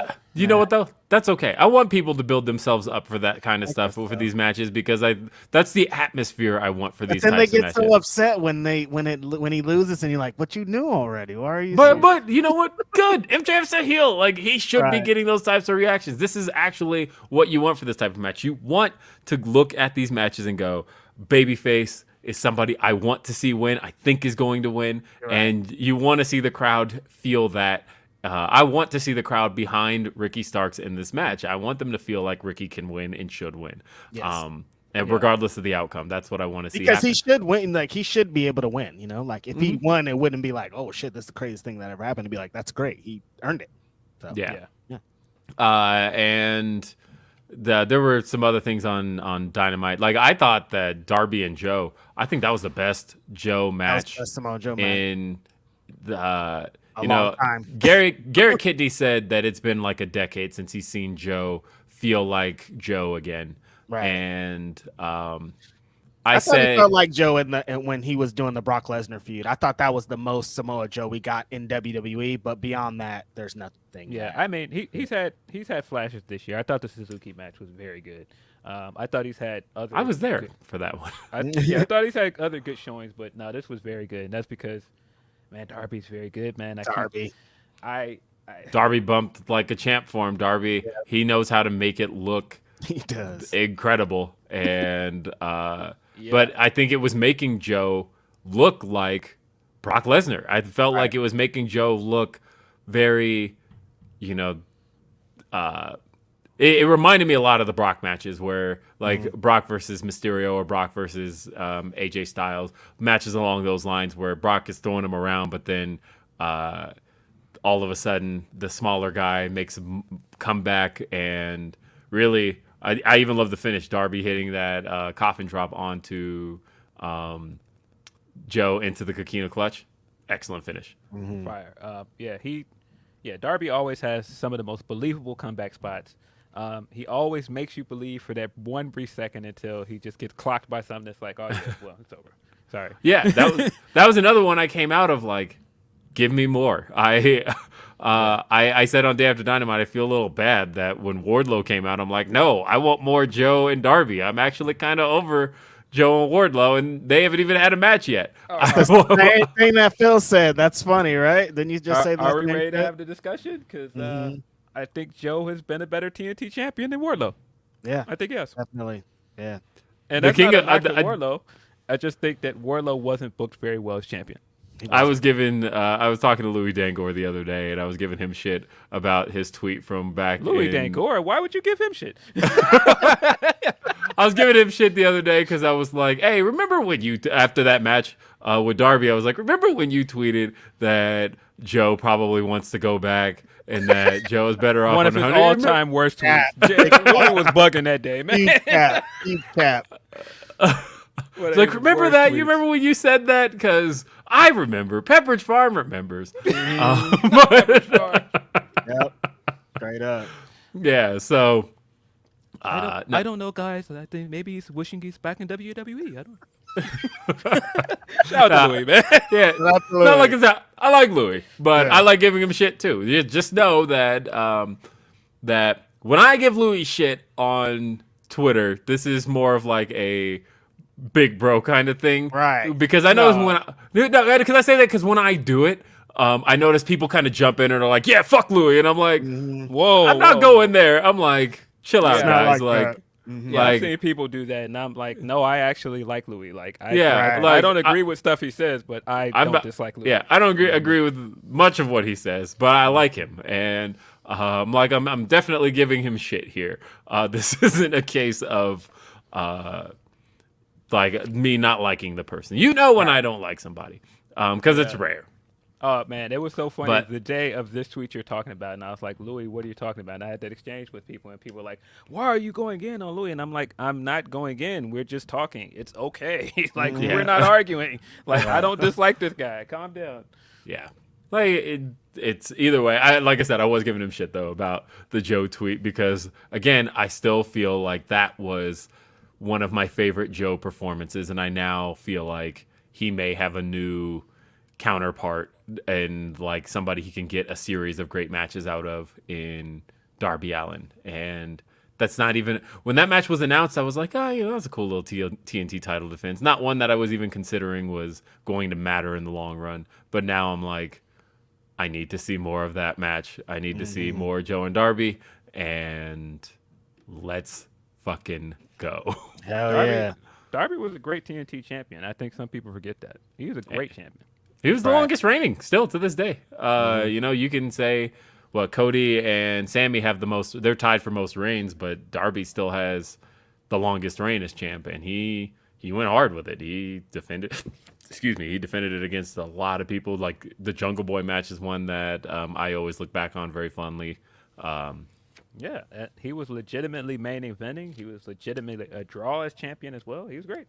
Yeah, I liked it. And we talked a little bit about the main event earlier, but that tag match was fire. Like FTR done it again. Like, I mean, I had expectations because we all do because it's an FTR match, but I mean, that was some execution right there. Like got the Acclaim over the way that they needed to. When I was saying that FTR should win, most people were like, no, they need a big the Acclaim needs a big win. Like why would they lose here? And so to see what happened with FTR putting them over pretty much, that was phenomenal. Shout out to the Acclaim. I think there's a story there and why they're losing, and I think they're going to come back to this. Because I think they're going to lose tonight as well. And I think there's a story there. So I having this match the same week as both of those Usos match, it strengthened my belief that yes, FTR is the best tag team of 2022. They've had way better matches than the Usos. They're more entertaining to watch. They've been on a hotter run than them. They're holding 3 freaking titles. I understand the kayfabe reasons why you're saying Usos are number 1, but for me, FTR is the best tag team of 2022. I just don't agree. All right. Let's talk about the matches that we're going to see this week. Actually, let's get through some more super chats and humper chats, and then I want to talk about it. Jake Salazar says, remember when they told us Lacey was banging Ric Flair in that Charlotte storyline? That story was god awful. Yeesh. Van Twinblade says, a blade of grass is better. I think they meant better in the ring than Lacey. I don't think Lacey's bad in the ring. We don't have to do all that. I think Lacey's talented, but I just don't like what they've been doing with the repackaging.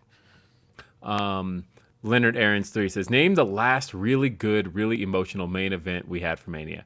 Now imagine if we get Seth versus Roman once and for all to settle it. This literally writes itself in every possible way. Well, talking about stories coming out of you guys. The Observer reported yesterday that there is discussion of Roman working both nights of WrestleMania, which I think is the right call, honestly. I think he should work both nights of WrestleMania. I think that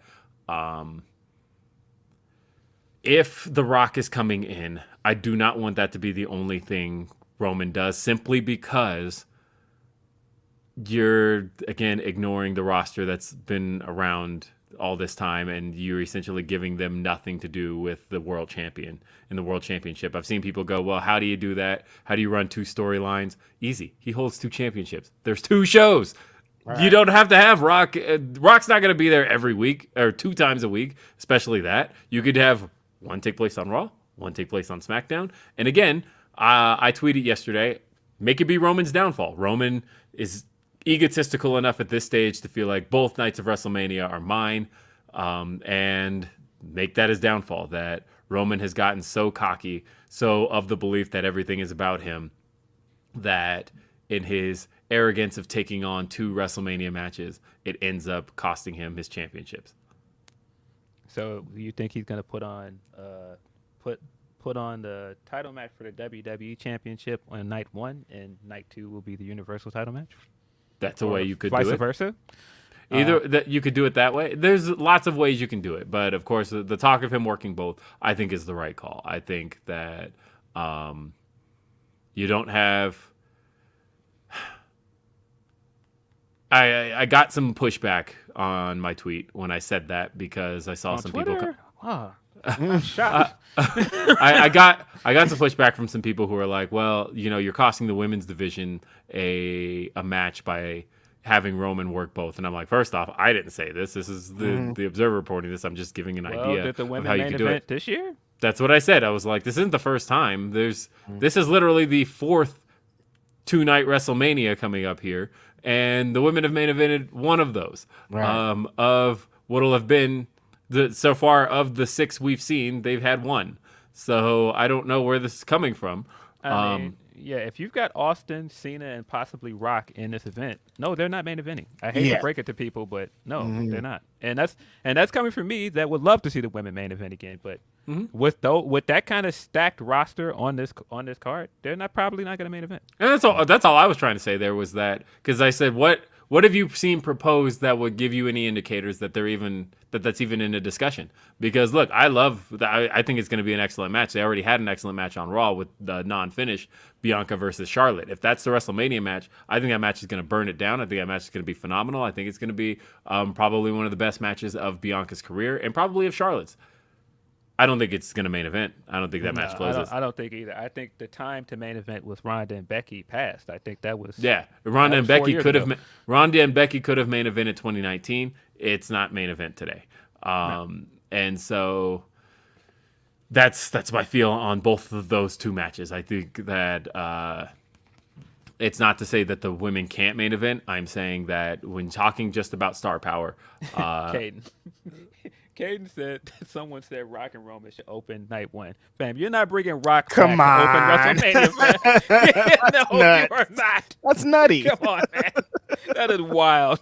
Yeah. Not happening. But again, like I said, if you got Cena, which it's been announced, Cena's coming back December 30th. Right. I've got a take here. Hold on, I'm gonna put this together. So let's first talk about John Cena while I put together what I'm putting together. But yeah, Cena is coming back for WrestleMania. I mean, he's coming back on SmackDown. He's gonna be on SmackDown December 30th. What are we thinking is coming out of that?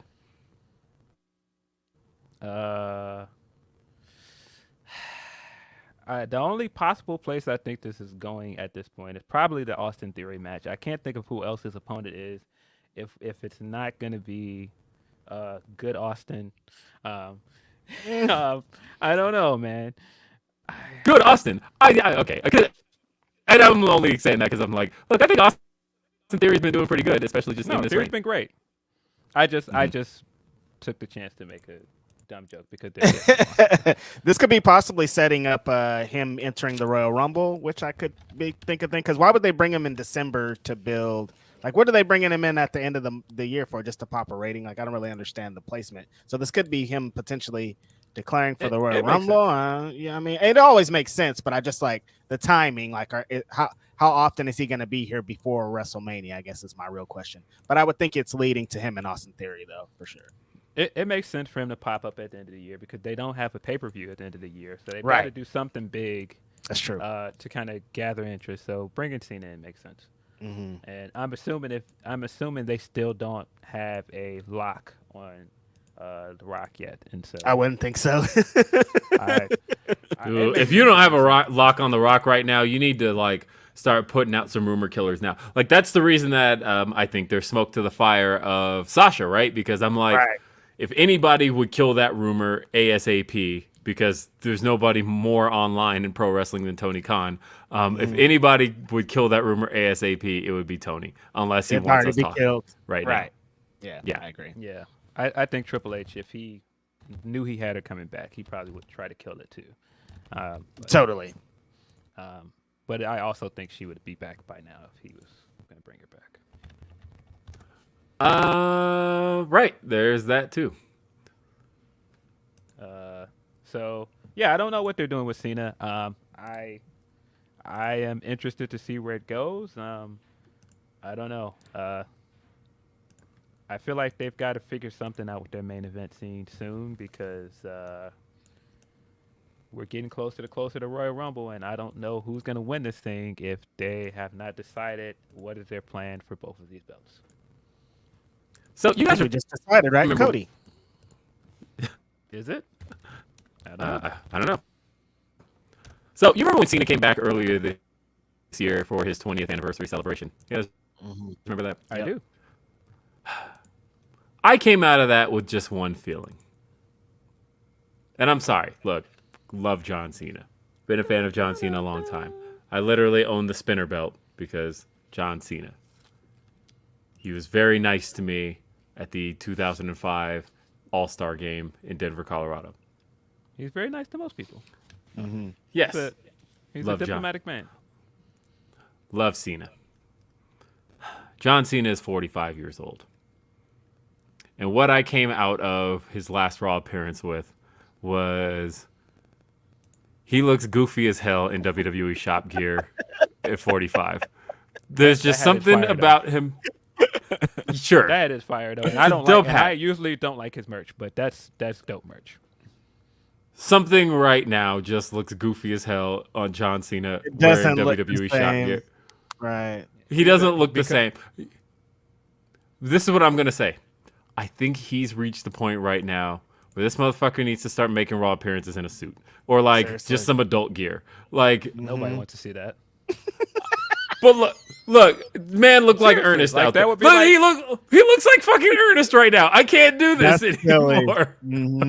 It's silly. I mean, I get it, but this essentially would be like Drake starting to make mature music. Like, why? What are we doing? Like, Cena's not going to wear the jorts. What are we doing?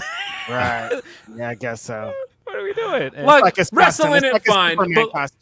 Like, wrestle in a fine, like, okay, So but you want him to come out in a suit and say "word up" and do all of the No, usual Cena no, stuff? Like, it looks weird.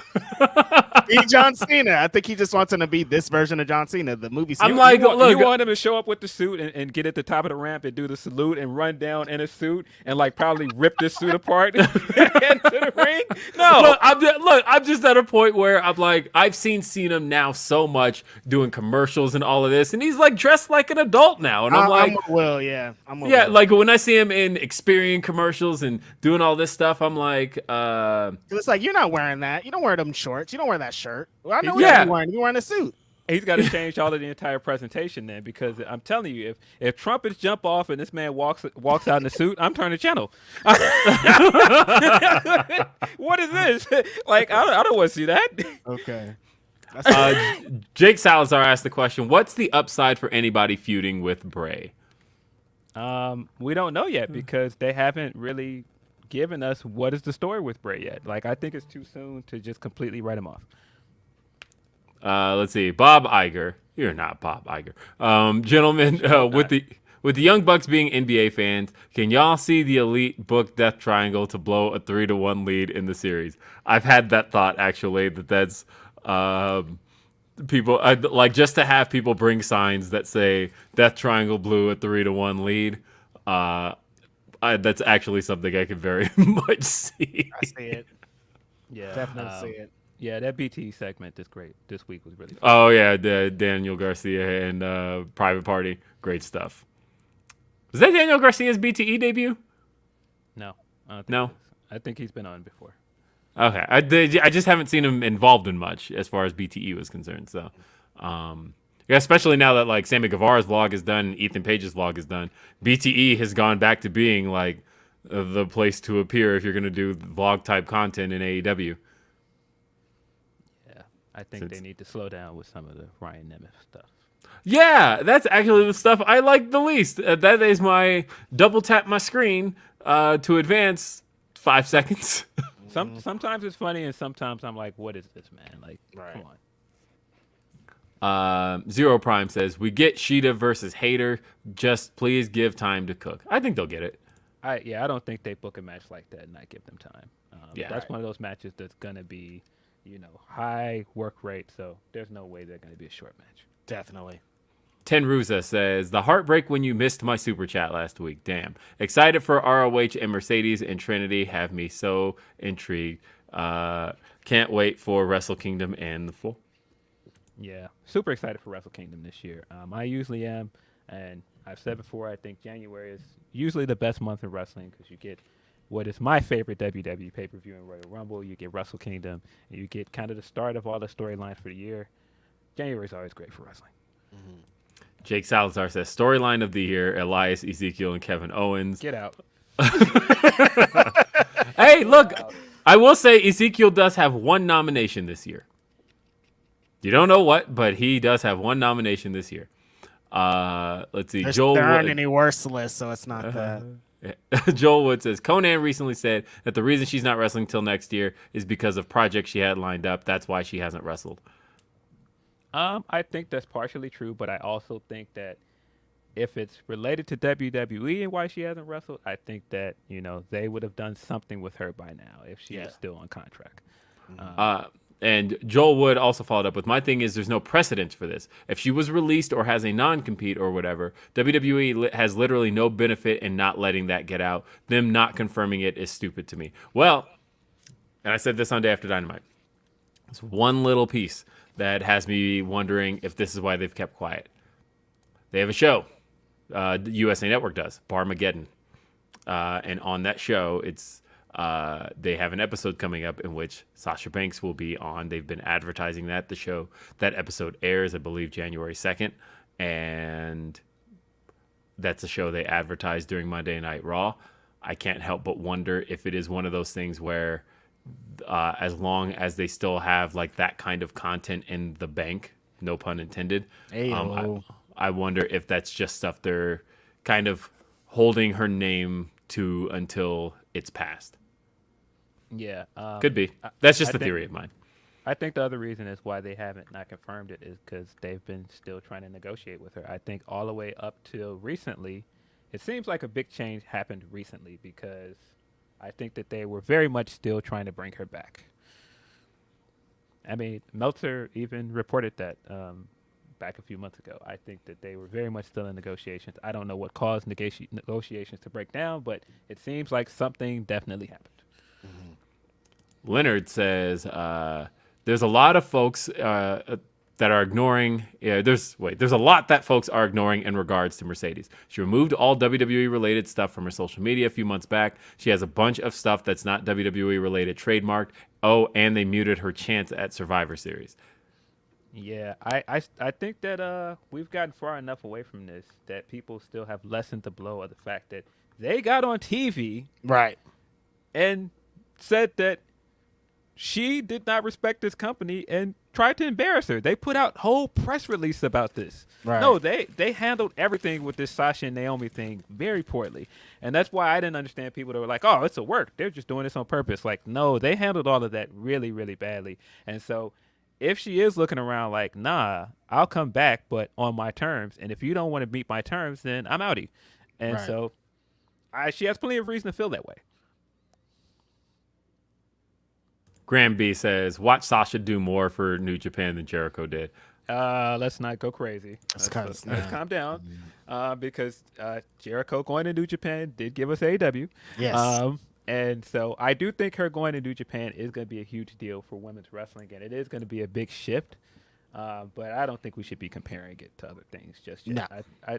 I think one of the things that I dislike about the internet right now is that people don't let moments become moments on their own. They just try to classify a moment before it happens. Everything is a classic before it happens. Mm-hmm. Everything is, one of the greatest things of all time before we give it time to become that.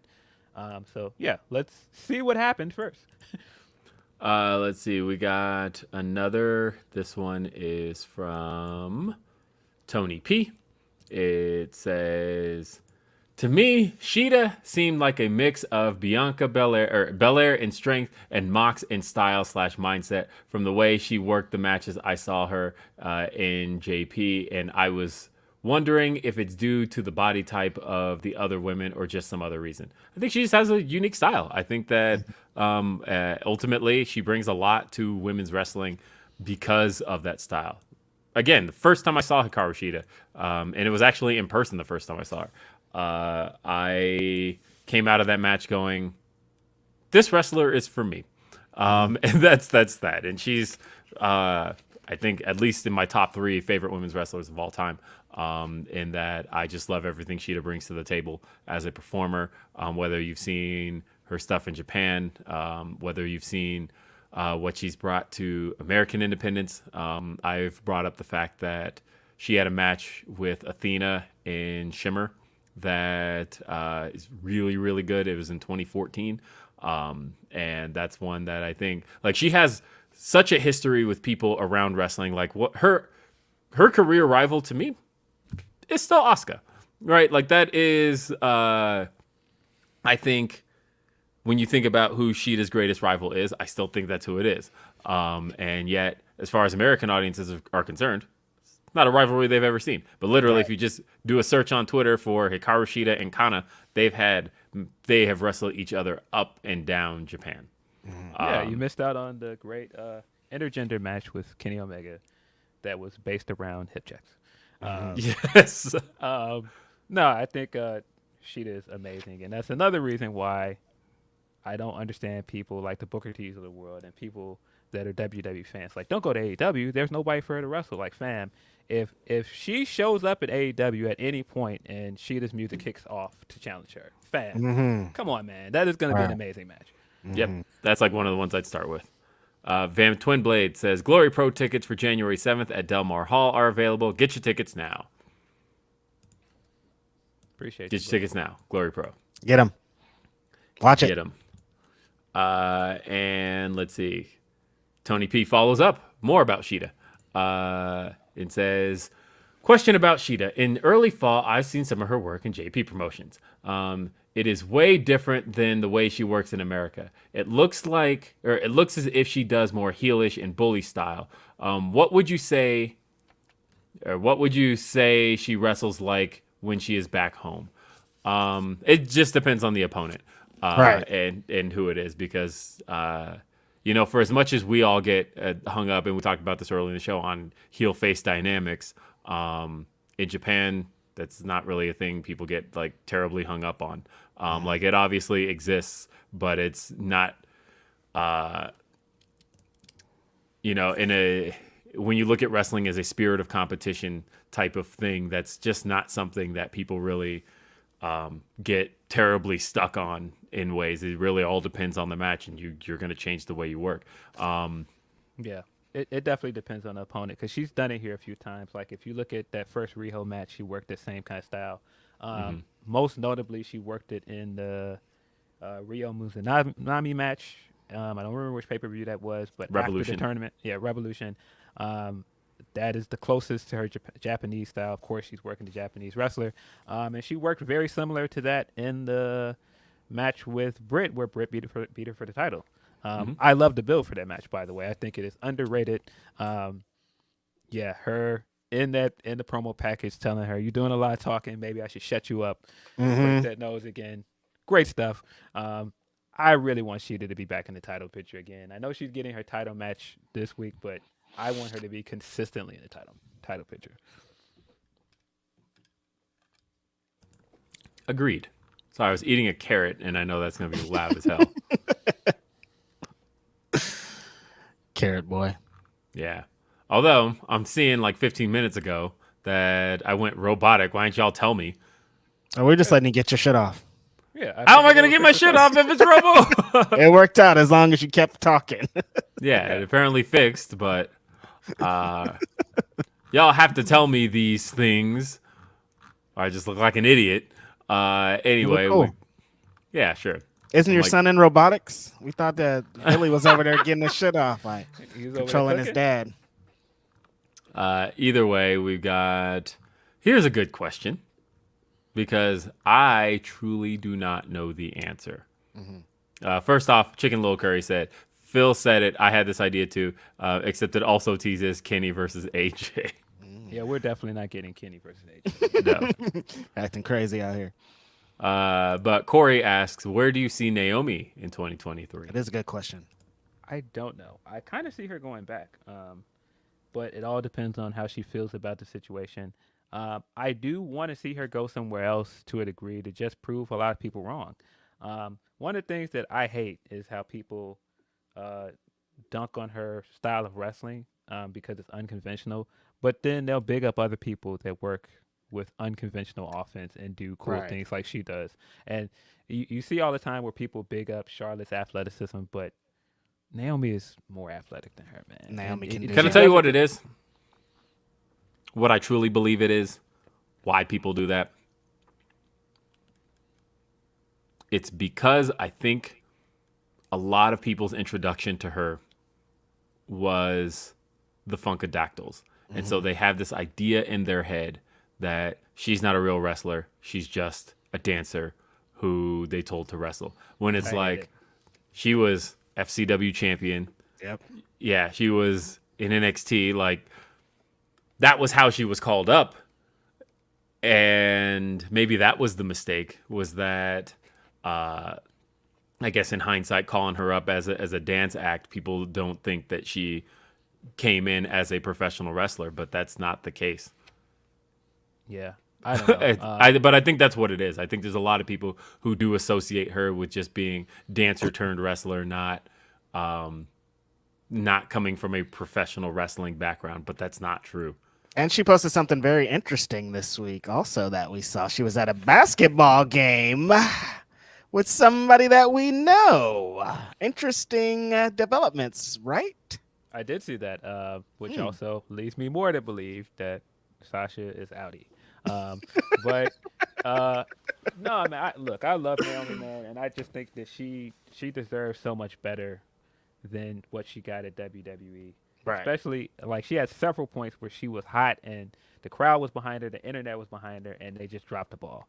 And I don't know, man. One of the things that I think all the time when I watch B-Ball wrestle and he does the kick spot like her, and I'm like, people take it seriously when he does it, but it's a joke when she does it, and it just shows how there's just such a, I don't know, it's just such hypocrisy in wrestling sometimes. It's annoying. I mean, it's crazy to think that at one point Kiki Palmer was tweeting about Naomi. Bam. You know what I mean? Like They dropped the ball so hard with that Royal Rumble return because she was hot at that time. They should have done something with that, and they never did. It just unfortunate. right. Mad King 1984 says LA Dojo guys are killing it. Shibata knew. Yep. Nah, man, Shibato's cooking over there, man. Like I said, Kevin Knight is killing it.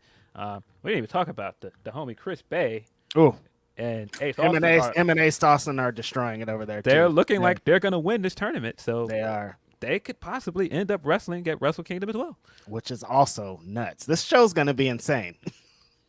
Can't believe it. Graham B says, I hope Cult of Personality hits and Ricky wins. Keep dreaming, buddy. I don't think that's happening. No more teases, at least. You I know. don't think that's happening. I don't think they want to do any more teases, and I don't think that we'll see anything CM Punk related for quite some time. Right. The time that I do think that we'll see it, because I think the time to go back to the Hangman feud is by Full Gear. If MJF still has the title back by then, and I think he's gonna break up all the Punk stuff, just because it's right in MJF's wheelhouse. He's just waiting to do his Jay-Z routine and parrot some Biggie lines.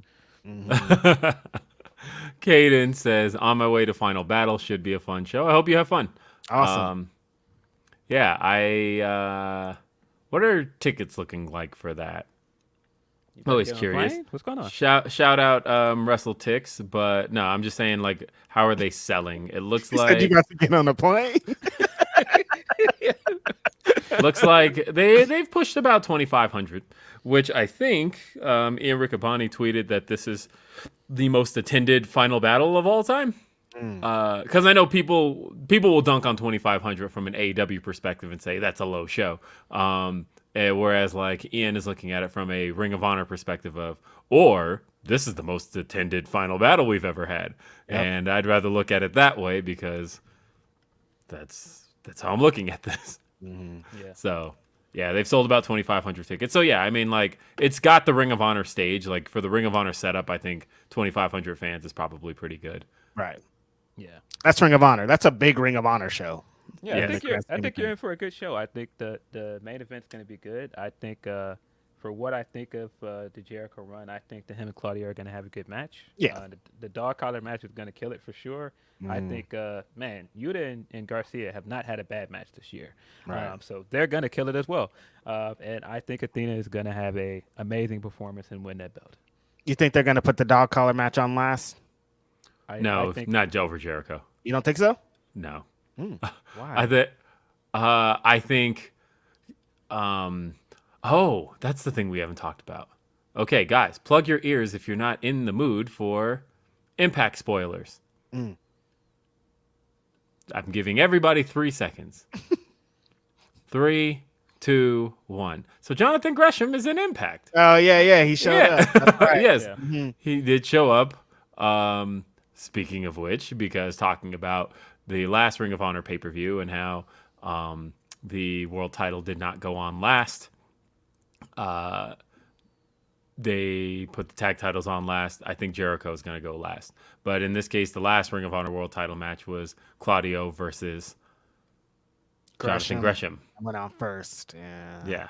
Yeah. So- the last time he main evented as champion, Gresham was the Bandito match. Like, Right. and that match was fire too. Oh, Yes, it was. We were there for that.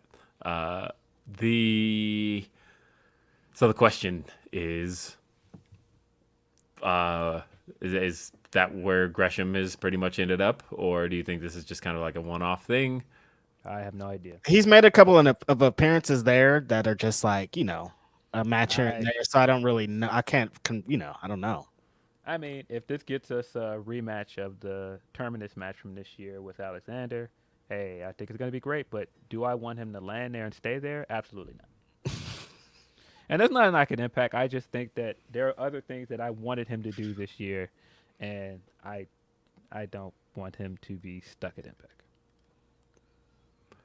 Yeah. So that's news. Okay, now we can resume talk. Aaron Busby says, "Sup, fellas? Just wondering, what was the moment for you when you knew Vinnie Mac needed to step down? Appreciate y'all." Right after Brock F5'd Kofi.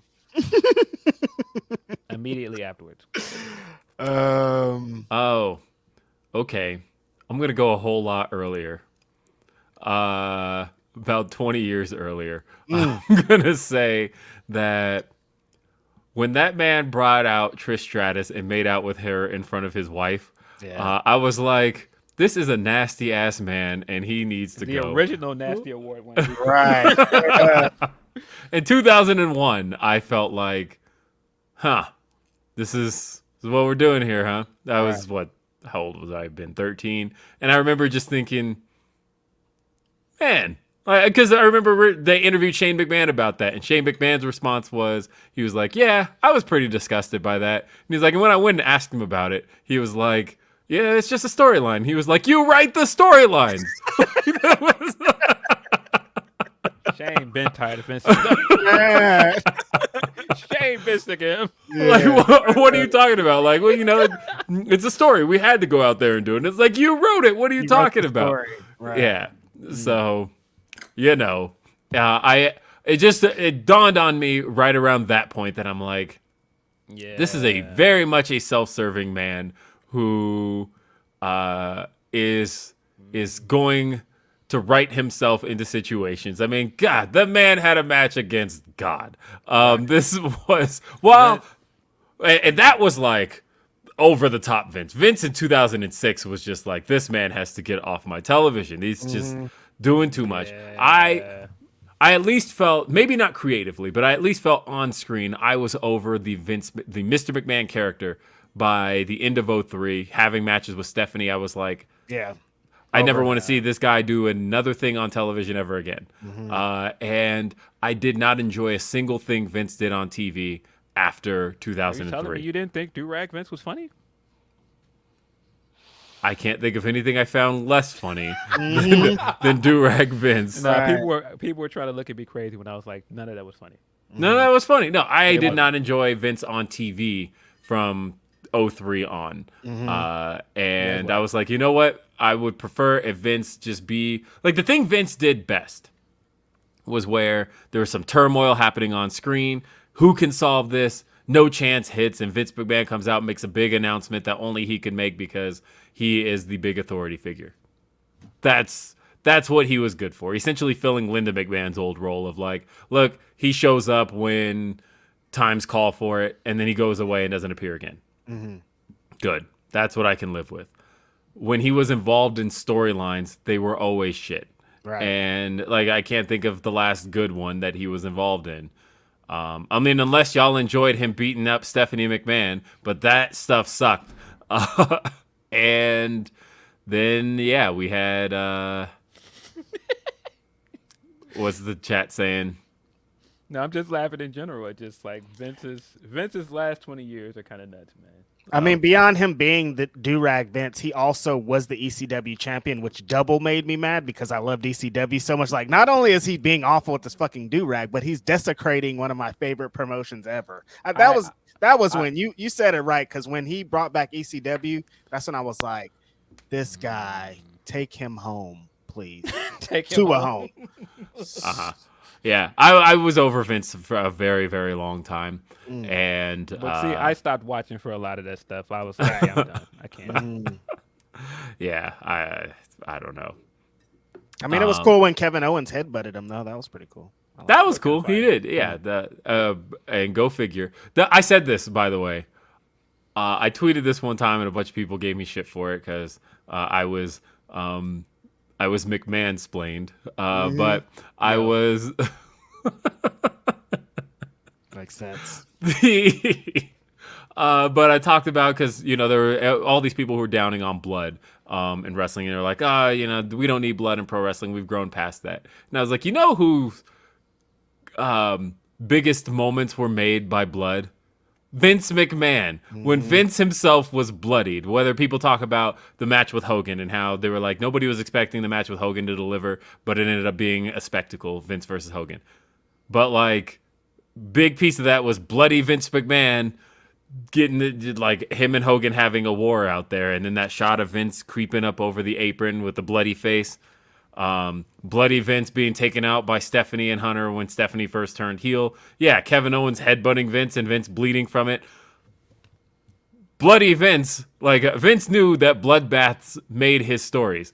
Whether in the cage with Austin, in the match with Shawn Michaels at WrestleMania, Vince's moments were all made by him being bloodied, which was interesting that he's like, so that's why I always found it interesting that he made so many moments with it, but then he kind of had to take. But then at the same time, it's like we need the roster to make those same types of moments, but without this storytelling element. And sometimes I feel like a lot of what the rosters had to do without that has actually been way more dangerous than blood. And I've had wrestlers tell me that it's like taking a big like WrestleMania Kevin Owens type dive off of the stage to get that big moment reaction is a little more dangerous than, say, just having a crimson mask and also getting the crowd to go ooh. Right. So somebody just put that clip of Cena getting thrown into that spotlight or whatever, and he had Right. that spark. I was like, nah, that looked crazy. Like that looked crazy. I'm sure that was more dangerous than him just bleeding. Yeah, you know, 4 years prior to that, John Cena was also bloodied by JBL and had the worst crimson mask he's ever had in his career. But again, got kind of the same effect. So I'm still a blood guy. I still believe that, look, fights have blood. Like, if you punch somebody in the face, they're gonna fucking bleed. Like, I don't. That's just how it goes. Yeah. Aaron says, "Sup, fellas? Just wondering." Oh yeah, I said that already. That was it. We read that one already. Yeah, shout out Busby. But we got more. Don't you guys worry, because I am gonna make sure we get out of here before the 0 hour. Don't you dare be sour. By the way, I don't know if I've said this on this podcast. I know I said it on Ask Grapsody. I hate what they're doing with New Day. I do not like it. NXT New Day is not for Phil. I hate it, man. 'Cause it's just like, I get it if you do that for people that were there and they had a time in NXT, so it makes sense for them to go back. But now it just kind of looks like, hey, you guys have lost your record. What are we gonna do with you? Oh, just go back to NXT and wrestle these guys. Where now it doesn't look good either way. Like, either we're giving you a consolation accolade where you're not one of the few people that's a Triple Crown tag team champion, or you're losing to somebody that a lot of our audience doesn't know. Right. It just doesn't look good either way, and I just feel like I would defy anybody to give me another example of a King of the Ring winner that got nothing out of it and fell this low down the totem pole afterwards. Billy Gunn. Well, I mean, Billy Gunn was deserved. Billy Gunn was deserved because Rock came out and eviscerated him. But that's what I mean. It's like, that's what worried me right away when you made him King of the Ring. You made such a big story out of how this was his dream. And Roman didn't need to one-up anybody. He was already at the top of the company. He was already up. But no, we got to have him come out and humiliate Woods anyway and destroy the crown. And it didn't lead to anything. So it just feels the same way with Kofi. Kofi was humiliated in that match, didn't lead to anything. And I just feel like now they're just kind of there. They're just as there as guys that will, all right, what do you need us for? Like, hey, you need us to go on NXT? Great, we'll do that. If you need us on SmackDown to do this, great. And I love that for them because a lot of that is Kofi, and Kofi is a worker. But treat these guys better, man. They've done so much for this company. Treat them better than this, man. I just don't like this. Kenneth says, should Melo get called up after tonight or win? I think he should win. I would like to see Melo at least get a shot at the world title. Or not world title, but the NXT title. Is he going to win it? I don't know. There's a piece of me that kind of likes that Bianca never got it. And I say that because I like Bianca's first win being at WrestleMania. Do I necessarily see Melo on the level of the men's division as Bianca was for the women's? Kind of not. But at the same time, I would like to see him get something. Right. I think he should win, and I think that he should beat Braun, and Braun should move on. Yeah, if That's what I anything. think. You know what my worry about Braun is though? Remember when Braun won the NXT title on Raw earlier this year and like zero reaction? Yeah, I don't think the fishing is helping either. I don't know. Leonard says 2003 Vince versus Stephanie, the finish to that match. He should have been gone after that. I mean, Vince was out of control in 03. First off, he booked himself, and I say himself because he was the booker. He booked all of this. He didn't have to book any of this. He had a match against Zach Gowen, whose entire I forgot about that. story, Zach Gowen, is supposed to be a story of triumph, right? Vince beat him. Then it was like Vince versus Stephanie, one-on-one. Vince won. Like, it's pro wrestling. You know the old Stan Lee. Have you guys seen the Stan Lee video where Stan Lee is asked who would win in a fight between Wolverine and Spider-Man, and Stan Lee goes, "I'm going to answer this question once and for all. Whoever I decide to win is who wins because it's fiction." And he's like, "Stop asking." Yeah, he's like, "Stop asking these dumb questions of who would win between these two people. Because it's fiction. You can write whoever you want to win." And like, as far as wrestling is concerned, it's that same deal where, as far as who wins the match, it's whoever the booker wants to win. And in this case, Vince McMahon was the booker. He could have had himself lose at any point, but in 03, he was so on one at that point that he was like, "Nah, I gotta beat Zach Gowen, and then I'm gonna beat Stephanie McMahon.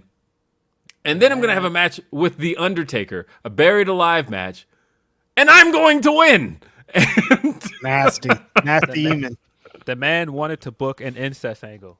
I mean, yeah, you know, like Stephanie had to tell him no. No. The fact that when Stephanie got pregnant, Vince's idea was, what if I'm the father of that baby? that is just. He lasted for 20 more years after that. It's crazy. We were like, "Oh, let's just sweep it under the rug. It'll be fine." It's not gonna be fine. Mad King 1984 asks, what do y'all think about Takeshita? He's amazing. That match with Mox is amazing. He's gonna go all the way up. He could be AEW champion one day at this rate because the crowd is behind this man. Where's the elite stuff going, by the way? They keep showing in everything he's been doing on Dark and Elevation, and then they did it on Rampage this week, but they keep cutting to Don Callis scouting him. I hope this is leading to a match with him and Kenny Omega. Is where I'm trying to go with it. I don't know, but Are they trying to bring him into the elite? That would be weird. I don't know. I don't know where that's going, but you know, all these people that throw around that word generational, our guy Takeshita is generational, man. Straight This up, guy is. he gets it. He's Japanese wrestling personified, and Everything he does looks like it shouldn't work. He looks like he's too tall to do certain moves, and it always looks great. His German suplexes look great. He's insanely athletic for his size. He's just incredible. Now, I am reminded of the fact, and I was at The House Always Wins, but The House Always Wins, the only house show AEW's ever done, in April of 2021, year and a half ago. We did see a match that was Death Triangle teaming with Matt Sydal and Mike Sydal, 10-man tag, and they faced the Elite, Michael Nakazawa and Konosuke Takeshita. That was Takeshita's first appearance in AEW. Interesting. And that was a thing we all saw. Now, granted, that wasn't his first appearance because he had taped the dark matches, but those aired afterward. Right. And that never came out, right? That show? No. Yeah. Though Tony brings it up all the time. Anytime Right. he asks about streaming services, he's always like, I've got The House Always Wins. And I'm like, I know. To us then. I was like, let us see it. Like, I was there. I saw it. There was a Falls Count Anywhere match between Aaron Solo and Cody Rhodes, and it spilled right in front of me. I literally have pictures of Cody and Aaron Solo just like, all right, this just happening right in front of me. All right, it's cool.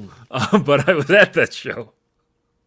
So that's one of two times I've been to Daly's Place was The House Always Wins and Double or Nothing 2021. So, but yeah, that was the first. That was my exposure to Takeshita. I had never seen Takeshita before that match, and I was like, "Who am I seeing right now?" And everybody in the crowd was, not even everybody in the crowd. I started looking on Twitter to see what people are talking about. And I'm like, okay, Konosuke Takeshita. And like during his entrance, I'm like, let me just do some search real quick. Okay, DDT. All right. Okay. I think I've gotten enough here to know what I'm looking for now. This is somebody who I should consider special. And then he went out there and killed it. Like just the little exchanges he had with Pac in that match, as I'm recalling. Great stuff. And now that I'm thinking about it, that's a match I want to see, isn't it? Yeah, definitely. So, yeah. I mean, the thing is, they did team at the House Always Wins. Could we possibly see the Elite bring in Takeshita? I don't know. Interesting. I feel like they've got to make a definitive decision soon on are the Elite heels or are they not heels? And if they're not heels, then Callis is probably moving on. Yeah. Isham Crib says 2K16 have an achievement for injuring someone on the roster. I broke Vincent's leg.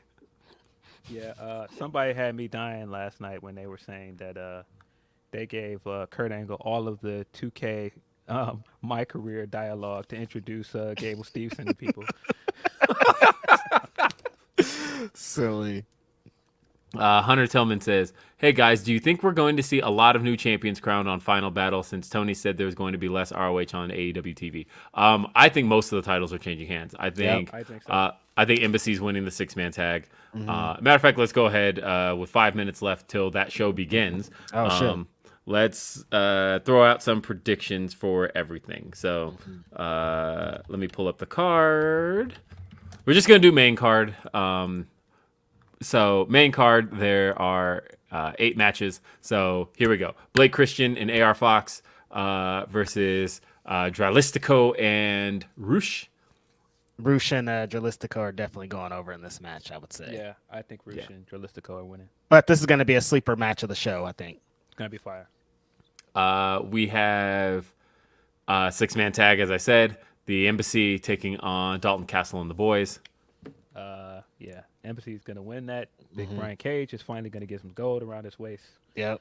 And I'm happy to see Prince Nana is going to get a bigger role. Like what they're leading to with all this ROH stuff is going to be good. So I think the Embassy is going over too. Yeah. Swerve and Our Glory versus Shane Taylor Promotions. My heart says Shane Taylor Promotions is going to go over, and it's going to be some Swerve and Keith shenanigans are the reason why. I think that I think that Swerve and Our Glory are going to lose. I don't know why. I think Swerve's going to do something in this match, and they're going to lose. FTR takes on the Briscoes for the ROH World Tag Team titles in a double dog collar match. I think the Briscoes are finally going to beat them. I think I think so too. This is leading. I think Briscoes are. I think they wouldn't do it a third time if there wasn't a change that's going to happen. Samoa Joe versus Juice Robinson for the television title. This one, I think Joe wins. Yeah, I think Joe's going to go over too. This is probably the easiest one to predict. No shade on Rock Hard, but he's losing. Right. Yes. We've got women's title on the line. Mercedes Martinez versus Athena. I think this is Athena's night. Yeah, it's Athena's night. She's been set up for this. Everything that she's been doing was to lead to this match with Mercedes, and I think she's going to go over to win it. Yeah. Pure Championship on the line. Daniel Garcia versus Wheeler Yuta. This is tough because this one is tough. Part of me wants to think that BCC is going to win both titles here and move on, but I think that Garcia is actually going to retain. They better not trademark the scissor. They can't. No. We can't do that. We're not can't do that. Please no. I mean, that is what she's been since she turned. But I'm like, is that a play on her husband's shirt? I know we're not supposed to bring our husband's shirt up ever, but relax. I'm just saying. Relax. I know. Let's see. And finally, for the ROH World title, Chris Jericho versus Claudio Castagnoli. I would hope Claudio, but I don't know, man. I think. By the way, I think both Wheeler and Claudio are winning, just because I think we're done with the Jericho Appreciation Society in ROH. Yeah, I think tonight it ends. Dan Garcia too. You don't think he's gonna have some time over in ROH? I don't know. Yeah, I think the giveaway is the stipulation. I don't think Claudio's joining JAS, and so I think that Claudio will be winning. Cool. I hope so. And then over on NXT Deadline, we've got Alba Fire versus Isla Dawn. I'm gonna go with Isla Dawn because she's just now coming in, which kind of sucks because Alba Fire loses a lot, but I think Isla Dawn is gonna win. I don't even know who Isla Dawn is, to keep it a stack. NXT, you didn't watch any NXT UK? What's going on? We've got the NXT tag titles on the line. Pretty Deadly versus the New Day. I think Pretty Deadly's gonna win, and I'm gonna be frustrated by it. I could see the New Day winning this just to have that. Just have the accolade, Yeah, but have the accolade. I have no interest in seeing them on NXT. Right. None. Braun Breaker defending the NXT title against Apollo Crews. Braun. Yeah, Braun. Is I think Braun. We've got Iron Survivor Challenge. I'm really thinking this match is too convoluted for its own good, but because I'm a big fan of the championship scramble, I think they should have just brought that back. But I think the penalty boxes and the point system, I think, convoluted. But Zoe Stark, Cora Jade, Roxanne Perez, Kiana James, Indy Hartwell. Roxanne. Who do you got? I think if this is leading to somebody who's finally going to beat Mandy Rose, then I think it's Roxanne who wins this. It has to be Roxanne, I think. Yes. And Iron Survivor Men's Challenge. It's going to be to determine a shot at the NXT title. Carmelo Hayes, JD McDonough, Grayson Waller, Joe Gacy, and Axiom. The only guy in there that sounds like a winner is the man Carmelo. that cannot miss, and so I feel like he's the obvious choice. So it should be Carmelo. Mello. It could be Joe Gacy, though. Oh, my God, stop. I think it Please depends. don't. If it's just somebody who's if it's somebody who's going to beat Braun Breaker, I think Carmelo Hayes should win this. Right. If it's just another successful challenge for Braun Breaker, then I think you probably could go with like literally anybody else. You go with Joe Gacy. Or Waller. He's feuded with Joe Gacy a ton this year. Let's not. Oh, yeah, he kidnapped Rick Steiner. We can't forget about that. Yeah. Let's move on. Yes. So, or Axiom, just somebody else. I think you shouldn't go with Carmelo until you're ready to take the belt off of Breaker is what I feel. I just say Melo because he lost all those matches early this year and they kind of iced him. I feel like he needs something big, and so I feel like he should win here. Yes. And let me make sure I got all the Humper chats. I did not. Let's see. One last Humper chat, and then we are out of here, folks. And this one is from Van Twinblade. This one says, hold on, let's make sure we get that in there. Van Twinblade says, R. Kelly had the balls to drop an album from jail. Where does this clown get off? Whoa, Van Twinblade, bro. You picked our last Humper. Whoa. Money for it for this question. Whoa. And Twinblade, come on. Whoa, buddy. What? Where does this clown get off? I mean, I think he's showing you very clearly where he gets off. Good night, everybody. I think the issue is we know how he gets off. That's the I mean, there's a piece of me that's like curious enough to want to know how, like, what.